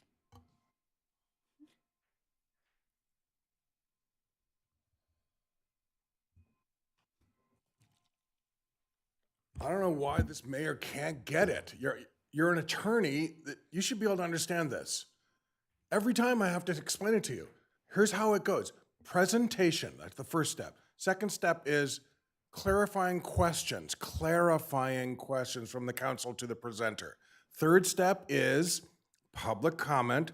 Fourth step is substantive debate among the council members, including if one of the council members wants to ask a question of the staff, that's allowed. As a matter of fact, that's actually considered a good thing, unlike what you have attempted to preclude in the past. And then the fifth step is to vote. So I don't understand why you can't get this. So that what just happened just now, that wasn't clarifying questions. That was substantive debate among the council. You skipped, our turn. So now you're going to get ready to vote right after public comments. I don't know why you can't get this. And then let the record show that Council Member Welch is violating the Code of Ethics right now because she's not looking at me and she's required by the Code of Ethics to do it and she's not doing it. The last thing I wanted to say is these new people that moved into Emeryville in this housing project are going to want to have an effective and a good and a decent police force. But the police violated my rights, my First Amendment right, and they're actually paid to not just allow us to have our rights, they're actually paid to protect our rights. That's what the police are here for. The public comment is to be on this item only. Reset the clock. I just got interrupted by the. No, you're not the judge of of my content. I'm the judge of my content. You're not gonna call the chief up here to arrest me if you want. You're not gonna tell me what content I'm allowed to speak at this podium. I said the people that move into Emeryville that in this new project expect a decent police force. Give me credit my time, please.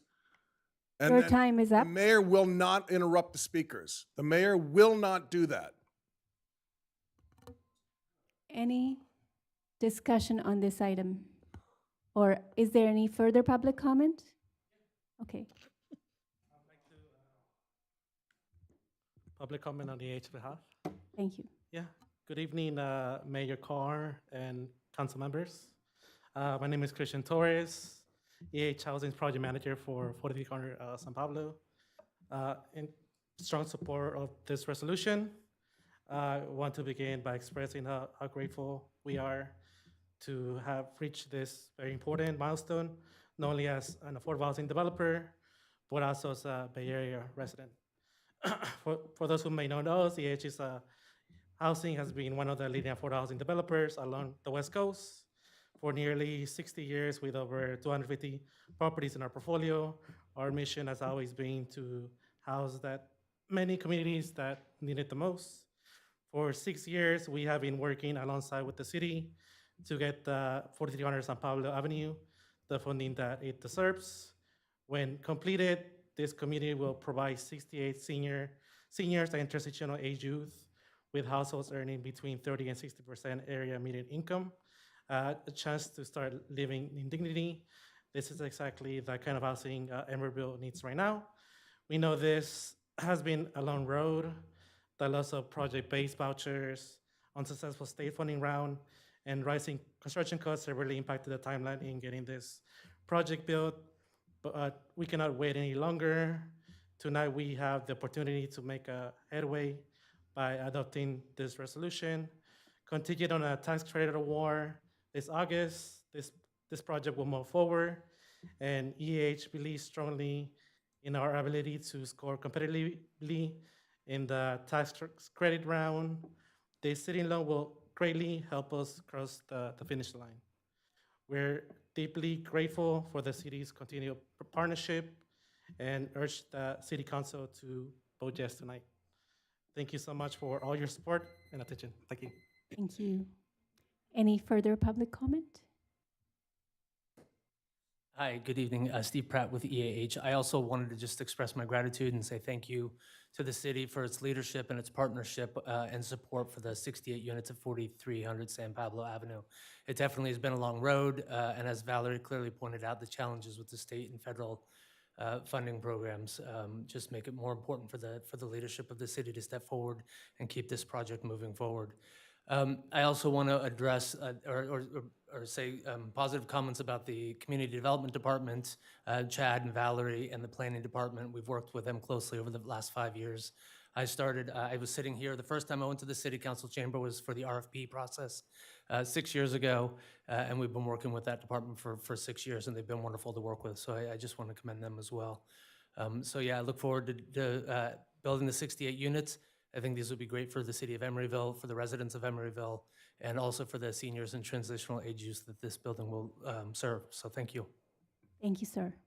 Any further public comment? Okay. Is there any discussion on this item?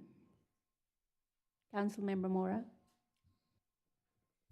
So when I approved this project, when we voted on this 4 years ago, I was very excited about it. It was a very exciting project, the intergenerational aspect, for the seniors, the youth, and all the better it was there was no public subsidy coming from the city at that time. It's very heartbreaking to hear and digest how the affordable housing landscape has changed over the years with the numerous challenges that have hit this project. But I don't think that the answer is just to cough up $31 million to just keep it going. I think this council needs to pause, and there's a bit of a sunk cost fallacy to say, okay, it was a lot of time, a lot of effort, and a lot of that got us to this point. But we really shouldn't be throwing good money after bad, so to speak. We should take stock of where we are. We should look at the world as it is. We should look at the affordable housing landscape as it is, and we should consider all of our options rationally. And we shouldn't jump into this just to keep the project going. I know this has been going on for a number of years, right? But that's not a reason to throw so much money at this. And I just want to highlight that with the 27-year debt service for the Measure C funds, we're talking over $55 million effectively that we're saddling the Emeryville taxpayers with. And I don't think, when I voted for Measure C, and I did not think we'd be getting a meager 67 units for that. I think it's a betrayal of the public trust. We asked them to vote for Measure C and support affordable housing.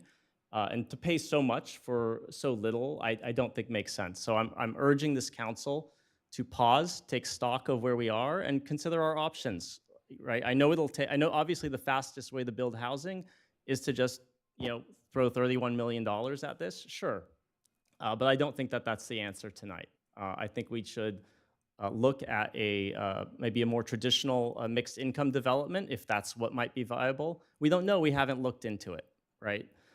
So I think we're moving too fast into this, and it's a lot of money, and so I'm urging caution to this council. Thank you, Councilmember Mora. Any further comments from my colleagues? Vice Mayor. Thank you, Madam Mayor. And thank you, Member Mora, for your comments. I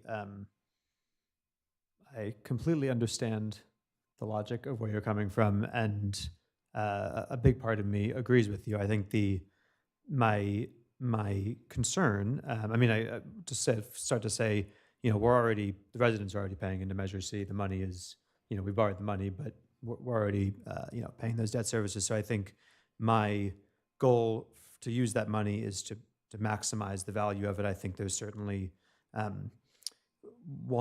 the ideal way to do that, and I think what the original vision was, is to use it to put up a little bit of our own money to get matching state funds or federal funds or regional funds, and that is the ideal. That would be, I think that's what residents had in mind. I also think residents had in mind building something. My fear is that, and what it sounds like, from Valerie's presentation, is if we can hold off and we can wait, and maybe we get lucky in the state application, maybe we can revisit with EAH or another partner a mixed use development.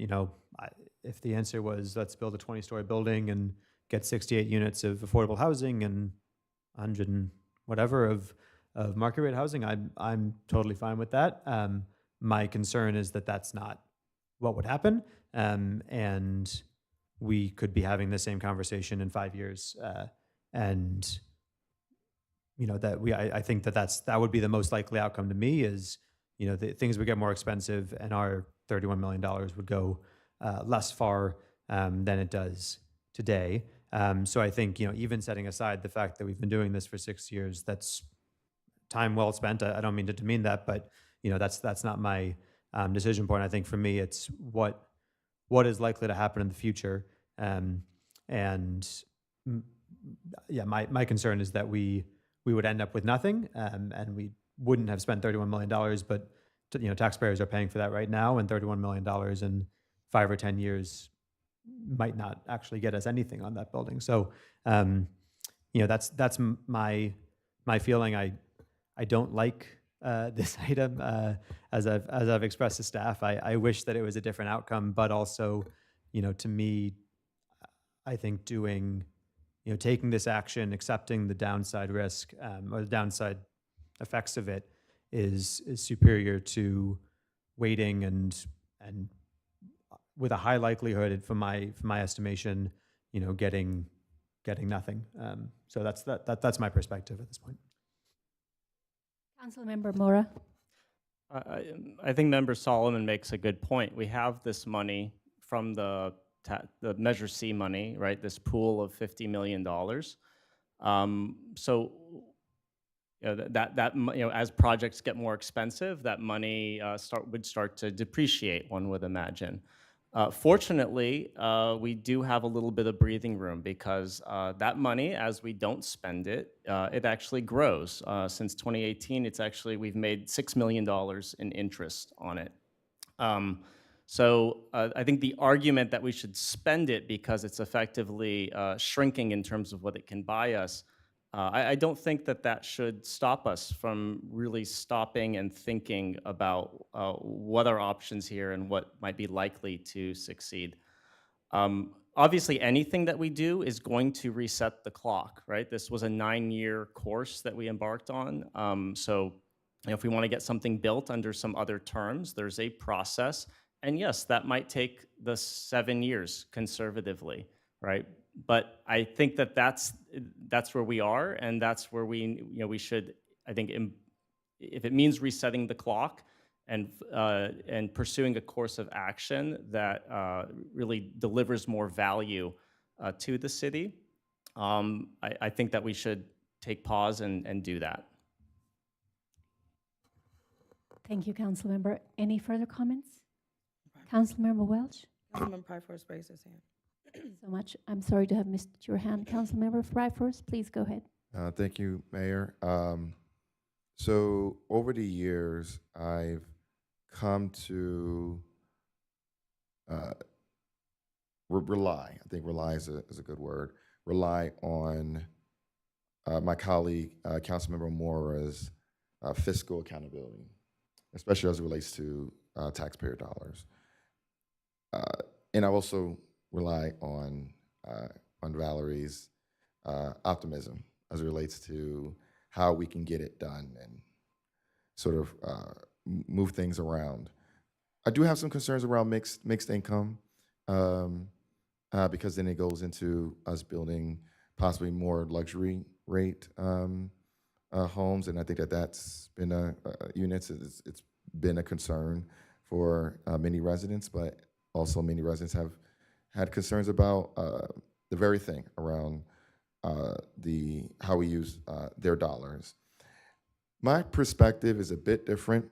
I'll relay the numbers to my colleagues to discuss further, but yeah, I think about the tenants. I think about what their overall experience is going to be, and I visit Estrella Vista often, and I don't know how often my colleagues do, uh, and and I don't know whether how much of it is it a property manager issue or a developer issue, but Estrella Vista is scary. It's a scary place to walk around, especially at night. And I think I've shared that before. I mean, some of the red lights in the hallways. If you Google Estrella Vista and you'll see the playground. The playground is just dust. It's just mostly dust. No, the green is not there. It's and I've spoken to a lot of folks there, and they've described it as well. A lot they can afford it for it being there, but it's not a good place to live. And but once again, that could be a property manager issue. There are a whole lot of white walls there that could be painted, and there's this concerns that I have about not just what could be a property manager issue, but in terms of what could be a design issue. And I would like to be able to walk with EAH through Estrella Vista and be able to say, hey, let's not do this. Let's be concerned about this and, that sort of thing. Because, I'm concerned that this project could follow the similar designs. And so essentially, the thing that Estrella Vista reminds me of are the projects, the New York City projects back in the 80s and 90s. And that is a little, it gives me some pause, as to use Councilmember Moore's words, as to how we move forward if the design remains the same, like maybe slight alterations, but if the design overall is the same, even the way like light gets into the building is, because you got these funnels of apartments, and it's not a whole lot of, the light doesn't really distribute.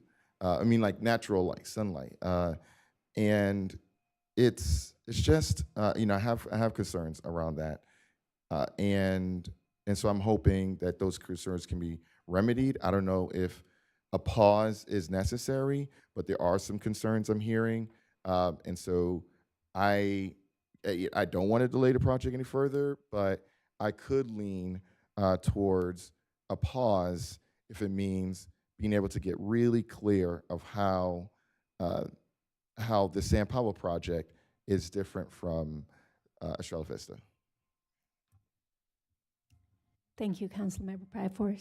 Any further comments? You're recognized.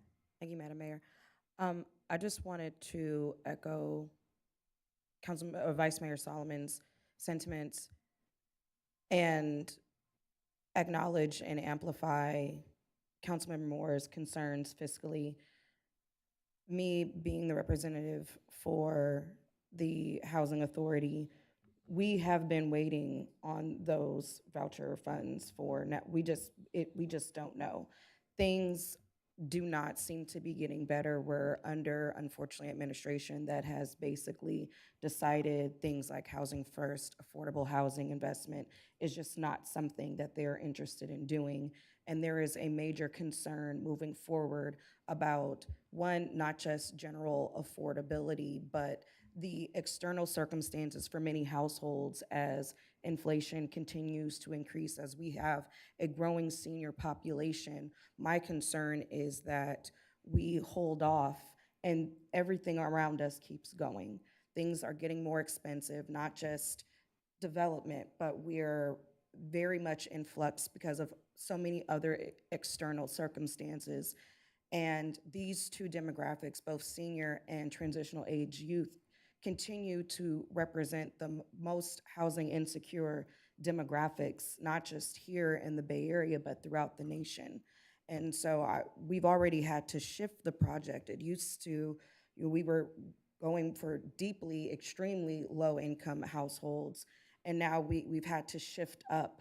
And I'm worried that we are missing a major opportunity to make an impact, even though, 60-ish units doesn't sound like a lot, but when you start looking at how much it took to make that investment and how important and how little opportunity those two groups have, I think it's not a perfect scenario. This is probably one of the hardest ones we've had to deal with as a count, definitely since I've been here. It's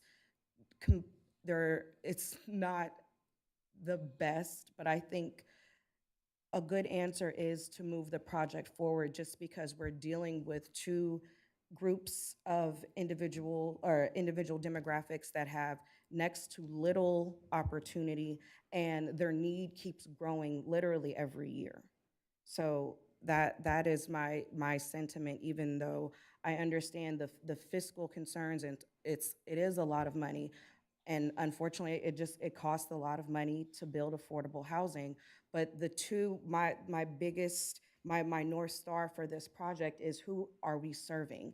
And how easy is it to serve those two groups that really need deeply affordable housing, as we see that the need just grows every single year. So that is, again, completely understand where Councilmember Moore is coming from, but that is my big concern, is we're missing an opportunity to really address two groups of community members that desperately need this housing.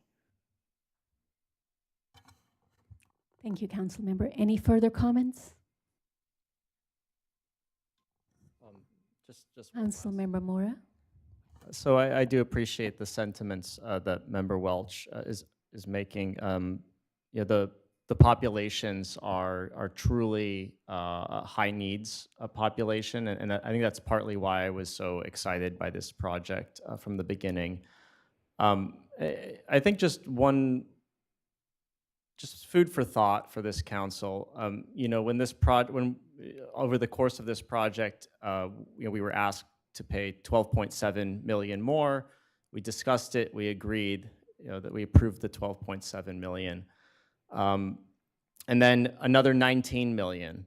Right? Like these are large sums, and we said okay to the 19 million. But the numbers we're getting into here, it's like I just want this council to consider, like, if it was a total of 40 or 50, like at what point do we say, there has to be a cost that is, it can't be an unlimited amount of money of city subsidy that goes into making these units possible, no matter how sympathetic these the tenants of these units are, right? Like we do have to ask that question. At what point is it too much? So I just want to leave the council with that thought, because for me, this is truly too much. Thank you, Councilmember. Councilmember Pryforce, do you have any further remarks? Yeah, I hope this will be a short one, but growing up in Brooklyn, you hear a lot of stories about the Brownsville projects and what happened. I mean, there's projects all over New York City, but Brownsville in particular, where you've got villages, like this, you can see it from a plane, just how many projects there are. But New York City had this, sold the idea of the projects as, well, this is going to be modern apartments, this is going to be great. And I think the rest of the country, especially urban centers like Chicago and other places, they were all sold on the idea that we would have this multi-level, apartments. And in order to do that, a lot of folks had to leave their homes. They sold on the idea of on refrigerators, and so they would have the latest appliances, and so a lot of these folks bought into that, and they gave up their homes and went into the projects. But because of poor city planning, the projects became what we know as the projects. And then when you look at a lot of those projects now, the problem wasn't sort of multi-level housing. There's an area called Starrett City, right? Multi-level housing. But Starrett City is amazing. It's beautiful because and a lot of it is because it's a co-op, so the people own their homes, and now people are coming from all around the world to study the Starrett City model, and Starrett City is predominantly black.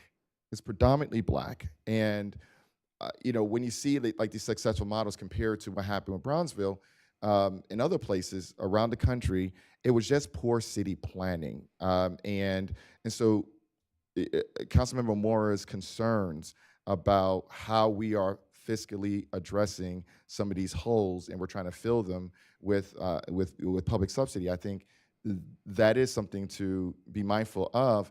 And I don't believe that, I mean, I could be interpreting wrong. I don't believe that Councilman Moore is saying, okay, absolutely not, let's just trash this or anything. I think it's a pause to just take a look at it a little further, and that pause could be 2 months, 3 months, 1 month, however the case. So for example, a pause for me would be, well, I want to be able to look through Estrella Vista and be able to say, okay, I don't want to see this, I want to see that.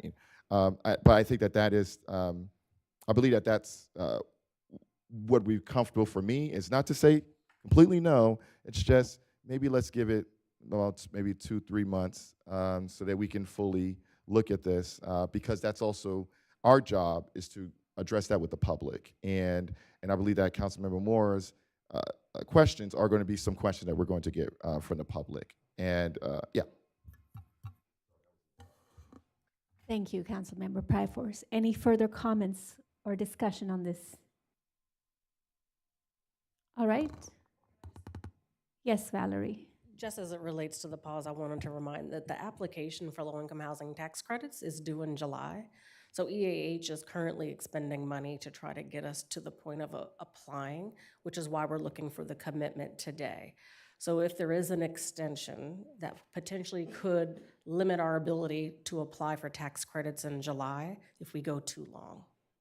What is the amount of tax credits, please? The amount of tax credits they're seeking?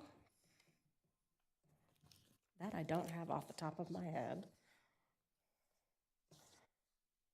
Do you recall? Is it like 25 million? 22 million in tax credits? And you cannot seek an extension for that deadline, or there's a deadline? That is a state-designated deadline. They do 2 funding cycles a year. The round 1 happened earlier this year. We weren't prepared to come to the council back in January. It took us a minute to kind of get our arms wrapped around this. The second application cycle is in July, and that's for the entire state. May we see slide 17?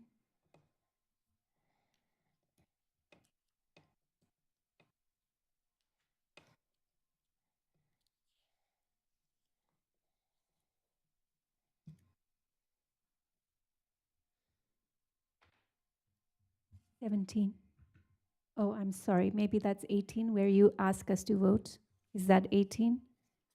19. I see, 19. Okay. So you want us to authorize the commitment letter up to $31,757,588 to EAH for 4300 San Pablo Avenue Intergenerational Housing Project. And that's just a commitment letter which allows them to get the tax credit. It allows them to apply for the tax credits. It allows them to apply for the tax credit, but we don't know whether they get it or not. That is correct. It's a competitive application process. Thank you for clarifying that. And then you also want us to amend the housing expenditure plan by adding approximately 10 million in additional revenue, creating 2 new programs, and reallocating the existing funds. So I just want to ask my colleague, Councilmember Mora, if he would be okay with authorizing the commitment letter up to that amount. We are just authorizing the commitment letter. We are not going forward with the project. So to your point and to Council Member Pryforce's point regarding fiscal responsibility, even I'm with what we have in our budget situation, even I am hesitant to commit that amount into a project. However, if it helps them get the tax credit and nothing further, but gives us a lot more time in the meantime to deliberate, I think there is no harm in authorizing the commitment letter. If there are any other thoughts from my colleagues, I welcome those. I just saw Council Member, he's sitting in the correct direction for my view. Council Member Mora, and then I'll ask you. My concern is that if we sign a commitment letter for $31,757,000, we're essentially saying that we're okay paying it, and I don't think we should be okay paying that sum. It's a tremendous sum, and there's a good chance that if we authorize that letter, that we will be asked to open up our pocketbooks and write that check. So I'm not comfortable just signing a letter if we don't really think that we want to spend that type of money. Thank you, Council Member Mora. Vice Mayor. I was going to say something along the same lines with a different conclusion, but yeah, I think if we decide to authorize the commitment letter, then we're essentially on the hook for the money. Is my understanding. Council Member Pryforce. I'd be amenable to authorizing the commitment letter. So we want to make sure it's by July and maybe give some wiggle room. So maybe 30 days, a month to sort of pause and then have us maybe talk a little more about this. I like to do, some tours with y'all. And so maybe 30 days, does that work? Sorry. Yeah, I have a question for staff on this. If we authorize the commitment letter, and is there some kind of a waiver built in or something that does not, put us on the hook for the project, but buys us the time to deliberate? How do we put that language in there which would satisfy the deadline, but at the same time would satisfy my colleagues to have some more time to deliberate on how they want to proceed with our city being in a fiscal crunch this year and for the coming few years? So a couple of things. So I think to address Councilmember Pryforce's issues, I think those things can be discussed and we can walk through. I do want to remind all of us that there are state laws, SB 35, that state that a developer looking to do affordable housing, this is statewide, can come to a city and the Planning Commission has no purview over the design of that project. Now, because the city has invested funds, we have told the developer we want to have some input. So we have provided them input on the things through our planning staff that we want to see in that project. I think we could definitely do a walkthrough and you can identify what those things are. We can see how that aligns with what's currently in the plan, whether or not those are additional cost. So I think that is something that we could address that doesn't need to be contingent upon the letter. When it comes to the other issues, we could wait, but again, my concern is that it's going to take time. There's other things that have to be done in order for them to be able to submit this application, which includes the expenditure of funds. If we're not going to commit these funds, I'm sure they don't want to expend money on a project that is not going to be able to apply for financing in 3 months. So I would have to defer to them, but I would caution us on taking too long, potentially maybe 2 weeks, maybe the next, I don't even know if we could get back to you guys by the next city council meeting, but I don't know that we would want to wait that much longer or whether or not that would even be feasible for them related to the other things that they have to do and the money they have to outpour in order to submit that application. Thank you for clarifying that. Yeah, I would like to discuss this further too with my colleagues on this dais about I respect what you have stated, Councilmember Mora, and I am very grateful that you've been a part of this from the very beginning of it. I think I came a few months after this was voted on with EAH. So I understand that at that time, I just think our council historically has been committed to being pro-housing, to building the housing. It is an unfortunate turn of events given the inflation, world events, and the fact that nothing is going to get cheaper. Regardless of how fast the interest rates progress, nothing is going to get cheaper. So as a city of art and innovation, I think we'll have to innovate. At some point, we are dealing with a budget. We are dealing with a budget crunch. And at the same time, we want to house the people who are the most vulnerable population. It is something that we have committed to doing as a city. Interestingly, I think even at RCD, it was very clear at when the Nelly Hannon Gateway project at the opening, it was very clear that we would never be able to do anything like that, which took more than 7 years to do. We would not be able, given this day and age, we would not be able to do anything like that. So solutions to how we innovate is, I think, where we need to come in at. Councilmember Pryforce mentioned something like a co-op, and I understand that we do have a co-op in our town. It's an artist co-op, and it's something that is very well done in our city. It obviously has some issues right now with maintenance, and that can be factored in with further things. Something like that, I'm not sure if EAH is going to be able to consider those kind of things, or that can be considered within our commitment of funds to housing. I am not sure. If it's something that we can look at with regard to the developments on Christie, which we could save with those kind of ideas, I think that is what time is needed for exploring. What can we do with the funds that we have? Do we go ahead and rush into building what we, what we can build? And whether it's, RCD built 90 affordable units for Nelly Hannon Gateway. Now we're down to 67, and it's going to cost how much more than what Nelly Hannon Gateway cost us? I don't know, is the cost triple? Or much more than double? I don't recall what the total development cost was on that project, but the city's investment is double. So we provided over $16.5 million towards that project, but it also received three funding sources from the state that we currently can't access. That project was addressing formerly homeless individuals, and right now that is a top priority for the state. So that is baked into a lot of their funding sources. So they received ASIC funding from the state. They also received No Place Like Home, which does not exist any longer from the state.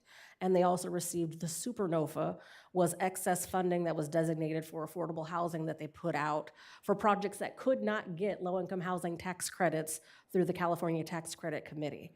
So those were three sources that the state identified that they put out, and that's the reason that project was able to move forward. If the state did not have those funding resources, that project would not have been able to move forward either. Thank you. Councilmember Mora? I do like some of the remarks that Mayor Carr made about being an innovative city. I think as this project was progressing and then we saw the landscape shift around us, I actually think it would be innovative to kind of look at the situation as it is and figure out what options we have available to us.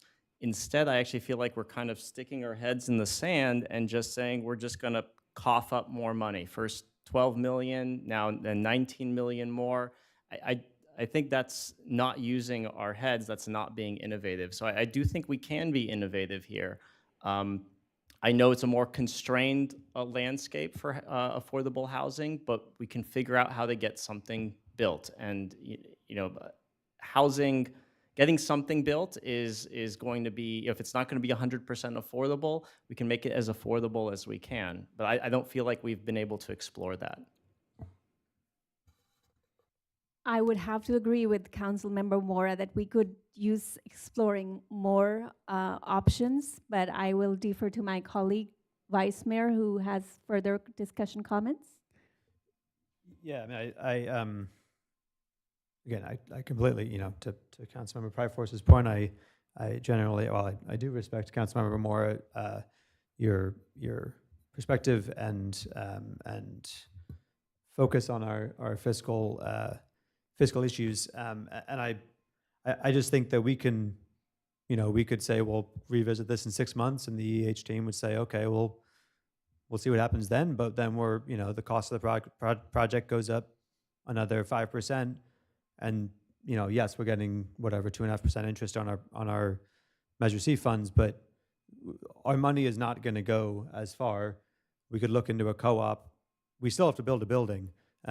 So I think, and again, if Valerie came forward and said the project as it currently stands doesn't make sense, it's a great project, but like the money does not go as far as if we did a massive mixed income development, I would be completely on board with that. But what I'm hearing from Valerie is nothing makes sense in this economic environment. Like we could put it up for a market rate development, and it might be no one is interested in building that. That's exactly correct. Yeah. Which is why it's been a while since the city has received an application for a new residential housing development project, even a mixed income. We've had some developers who were teetering around with some projects. They pulled out. The financial market is just completely different. They're right now not interested either, at least under today's circumstances with financing. Even doing a residential project at some of our other available sites in the city, those aren't moving forward, and those were proposed as mixed income. We actually have another entitled project that's mixed income, 24 units. That project's not moving forward, and we believe it's because of the financing challenges. And that project was only going to give us 4 affordable housing units. Yeah, so I think if there was another solution, and a month or 6 months or a year of asking Valerie to investigate was going to draw something up, I would be totally on board. And I don't believe in doing something just for the sake of doing it. But I think in this instance, we're talking about a project that we either make a commitment to it now, and I'm not saying that to rush us. I mean, we've known about this for the last 6 months, and had time to ask questions. And I recognize that Valerie is speaking with some urgency, because I think that, we do kind of need a decision, and we have to do something, or decide not to, and then we can reevaluate. But to me, this is either we decide that we want this project, or we decide that we want nothing for the foreseeable future, and we put the money to, find some other use for it. But I don't believe that we're going to find a use for it in the next couple of years, given the economic environment that Valerie's talking about. Councilmember Mora? I don't think we should speculate about what we might find, because as far as I know, we haven't actually explored a mixed income development at this location with some amount of public subsidy. We are contributing $4 million worth of land. We do have other levers to pull as a city. We just approved impact fees of $41,000 per unit in multifamily housing. That's effectively a tax on housing. What if we could, we're the city council, we could waive that in the instance of this complex if we want housing to get built. There's so many things that we can explore, and I feel like we're acting like we have a gun to our heads, and we don't, right? We have options, and I'm asking this council to consider them before rushing headlong into this. I did just want to point out, so we're unable to explore any other type of project type because we are currently under an exclusive negotiation agreement with EAH. Until our LDDA is expired and the city decides not to move forward, that agreement is gonna have to terminate or expire before we could even explore talking to any other developer about what could be done at this project site. And I wanted to also remind us that we have the Surplus Lands Act that says that we have to go through their process, which means this site has to be built for affordable housing based on state law. And we are required under the state law to provide it to whoever provides us with the most amount of affordable housing at the deepest level of a subsidy. So even if we decided not to move forward today, our ability to do a mixed income project we wouldn't actually be able to go through that process probably for another 3 or 4 years, because we would have to put it back out to bid for affordable housing first, and then negotiate with that developer in good faith, have the state sign off on it, and then if they're unable to get financing like we've done with EAH, then we could move forward with another type of product mix. But it's taken us 6 years to get to this point. If we stop with this project today with EAH, we would have to continue to go through that same affordable housing project. And it could be another 6 or 7 years before we could actually explore looking at a mixed income project. Councilmember Mora. I do appreciate the context. I know we've been on a long journey just to get to this point, and I know because of the restrictions on that property, it would take time to even be able to explore another option, right? But that's where I'm saying that this is a sunk cost fallacy. I understand we've put a lot of time and effort to get here. It does not mean that we need to jump off this cliff. Councilmember Pryforce. First, I want to thank the mayor for allowing this hearty discussion, since we've gone back and forth for quite some time. But the matter is really important. I think there are some concerns that I have. I like the idea of, not luxury rate apartments, of course, but I like the idea of the condo perspective. I like the idea of, and seeing if there's some way that we can weave in affordable housing. So am I allowed to talk about it? The housing that I believe the public market folk want to build across from public market, that's going to be like homeownership stuff, right? Their amended development agreement requires them to evaluate ownership housing, but it does not in any way, shape, or form guarantee that they will build such a thing. Okay, thank you. But they're asking for public subsidy on that if they did? They could in the context of those negotiations and analysis, but Okay. that has not occurred to date. And then that would have to be a separate thing that we would evaluate at the time. So I echo the sentiment of my colleague, Councilmember Welsh, as it relates to the population and be able to serve the population.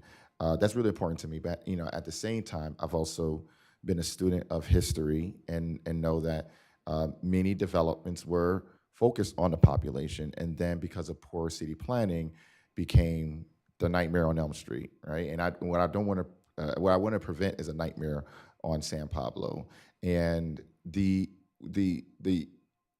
complex itself is around the Triangle area. It's near the Triangle, which are a homeownership community. And so, I like the idea of perhaps exploring that. I know that we have these deadlines. I know that we have these state restrictions. But I think that as my colleague, Councilmember Mora, and my colleague, Mayor Carr, has said, that maybe this is where the innovation part comes in. It's like I want to acknowledge that we have a need for this housing, but I also want to acknowledge that the markets have changed. The money has shifted, and it's like we're adopting an old model, and I'm concerned when we're trying to place lipstick on a peg, that that model is no longer sufficient or supported. Nellie Hannon was able to get through, but now and it's not our fault, right? I mean, it's just the markets, administration, things have become inhospitable to what we are building, and there may be rising costs. There may be an extreme rising cost that we'll have to visit. So, and I understand we lock down the contracts and that sort of thing. And like, I'm listening to all this, but my instincts are saying, okay, just maybe look at this a little longer. And so even if it's like 2 weeks, I'm cool with that. But at least taking a look at it just with under some deep study. So yeah, those are my comments. Thank you, Councilmember Pryforth. Any further comments from my colleagues? Is there a vote?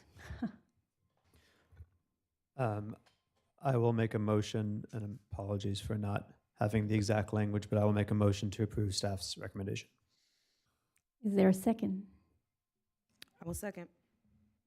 Motion made by Vice Mayor Solomon, seconded by Councilmember Welch. Please take vote. Councilmember Mora.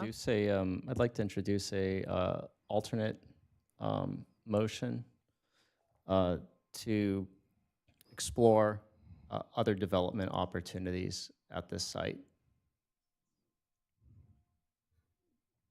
Could I ask a clarifying question on that? Yes, Vice Mayor, what is your clarifying question? Member Moore, what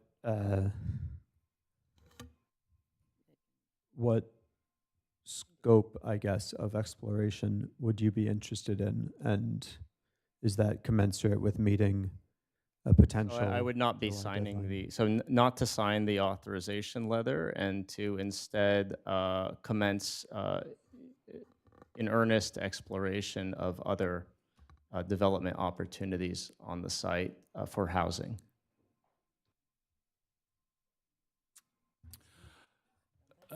Mayor Carr, I'm apologies, but the alternate motion that we're understand that Councilmember Mora is making is not an amendment of the existing motion. You have a motion and a second that should be voted on. If you want to consider another motion after that, you can take it up after you take action on the motion that's already on the floor. And it can also be considered as a future agenda item. I'm sorry, as a future, the motion is to... The request that, or the motion that, the alternate that Councilmember Mora made can also be considered at a future agenda item? What I'm saying is you have a motion and a second on the floor, and you should take action on that motion. If you want to introduce another motion after that, you can do so after the main motion has been voted on. Point of clarification, as a substitute motion, is that permitted? The motion was made by Vice Mayor Solomon. He would have to accept this substitute motion. Okay, then I'll have it as a follow-up motion after the vote. Please call for the vote. Councilmember Mora. Nay. Councilmember Pryforth. Nay. Councilmember Welch. Aye. Vice Mayor Solomon. Aye. And Mayor Carr. Nay. Motion fails. I believe you can ask, since the motion has failed, you have a lot of opportunity to, I think, ask for either an alternative motion or... So the motion that I had in mind is not to proceed with the authorization letter, but rather to explore, authorize staff to explore alternate development opportunities and options for this site for housing. Councilmember Pryforth, do you have your hand up for a second or for a clarification? Clarification on that motion. Would you be amenable to changing, modifying that motion in a way that allows us to perhaps explore this authorization letter? Yeah, the letter. Within a certain time frame for maybe 2 weeks. It sounds like there's a crunch that because if there's an opportunity for us to build this, I'd like the dais to be able to explore that, given us a certain time frame to think about and look at, possible opportunities. And so, because I like where you're going, but I also want to create an opportunity for us to, if we see that this doesn't work at all, that we can get on track with what's so far what we have. And so I don't want to throw the baby out with the bathwater.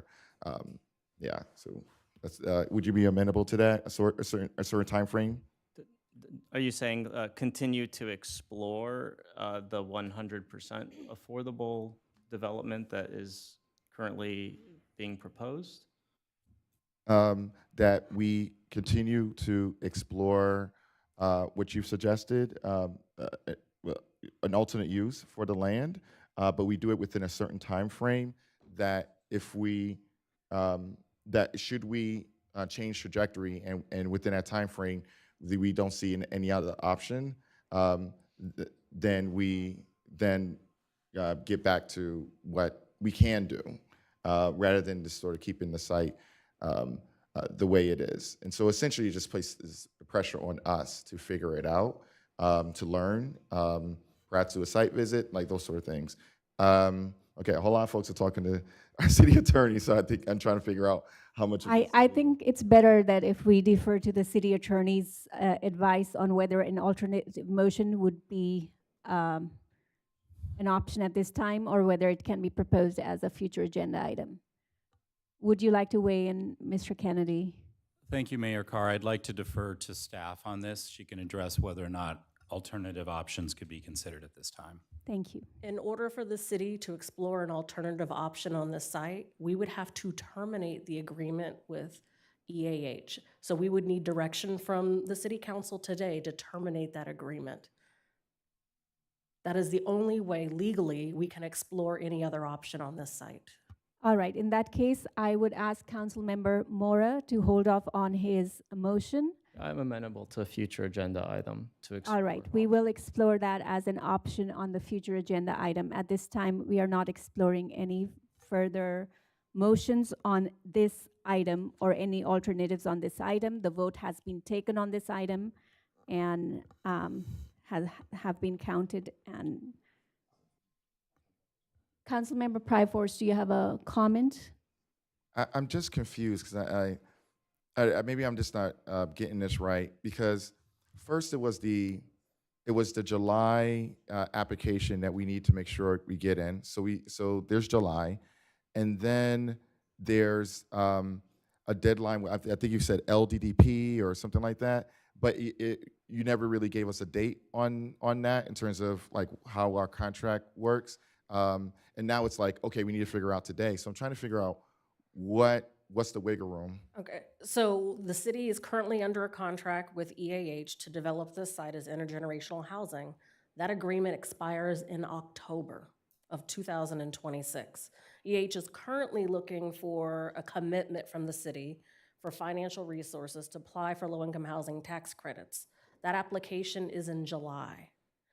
If the city council, which is what I was hearing, was interested in exploring other development opportunities for this site, the city would have to terminate its agreement with EAH today in order for us to do that exploration, because we cannot negotiate or explore other ideas on this site while we are under contract with EAH to build what the city had requested to be built at the site. And just All right, thank you so That's much. the timing issue. And just to follow up on Valerie's point, any action to terminate the EH agreement is not on the agenda today, so it will have to be brought back to a future council meeting if that's what the council's direction is. Thank you so much for clarifying that, Mr. Kennedy. I appreciate that. All right, I think the vote has been taken. We are moving on to the next item on the agenda, which is the department head reports. Any announcement of commission or committee vacancies? Thank you, Mayor. Mayor and Council, we have extended the deadline for our committee and advisory body applications. It was supposed to be this Friday. We have not received the number of applications that we were hoping for, so we've extended it to May 1st and reached back out to those committees that have received a small number of applications, and I'm working directly with the secretaries. It seems to be working. We extended it today, and we've gotten a few more in for a couple of the committees. So pleased with that decision. So the advisory body annual recruitment will be open until May 1st. Thank you for your efforts in that regard. Appreciate it. Thank you. All right. Any future agenda item requests? Council members, my colleagues? I do have the future agenda item to explore additional housing development opportunities at 4300 San Pablo.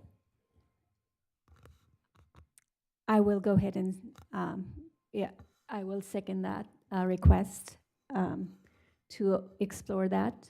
Any other members seconding that?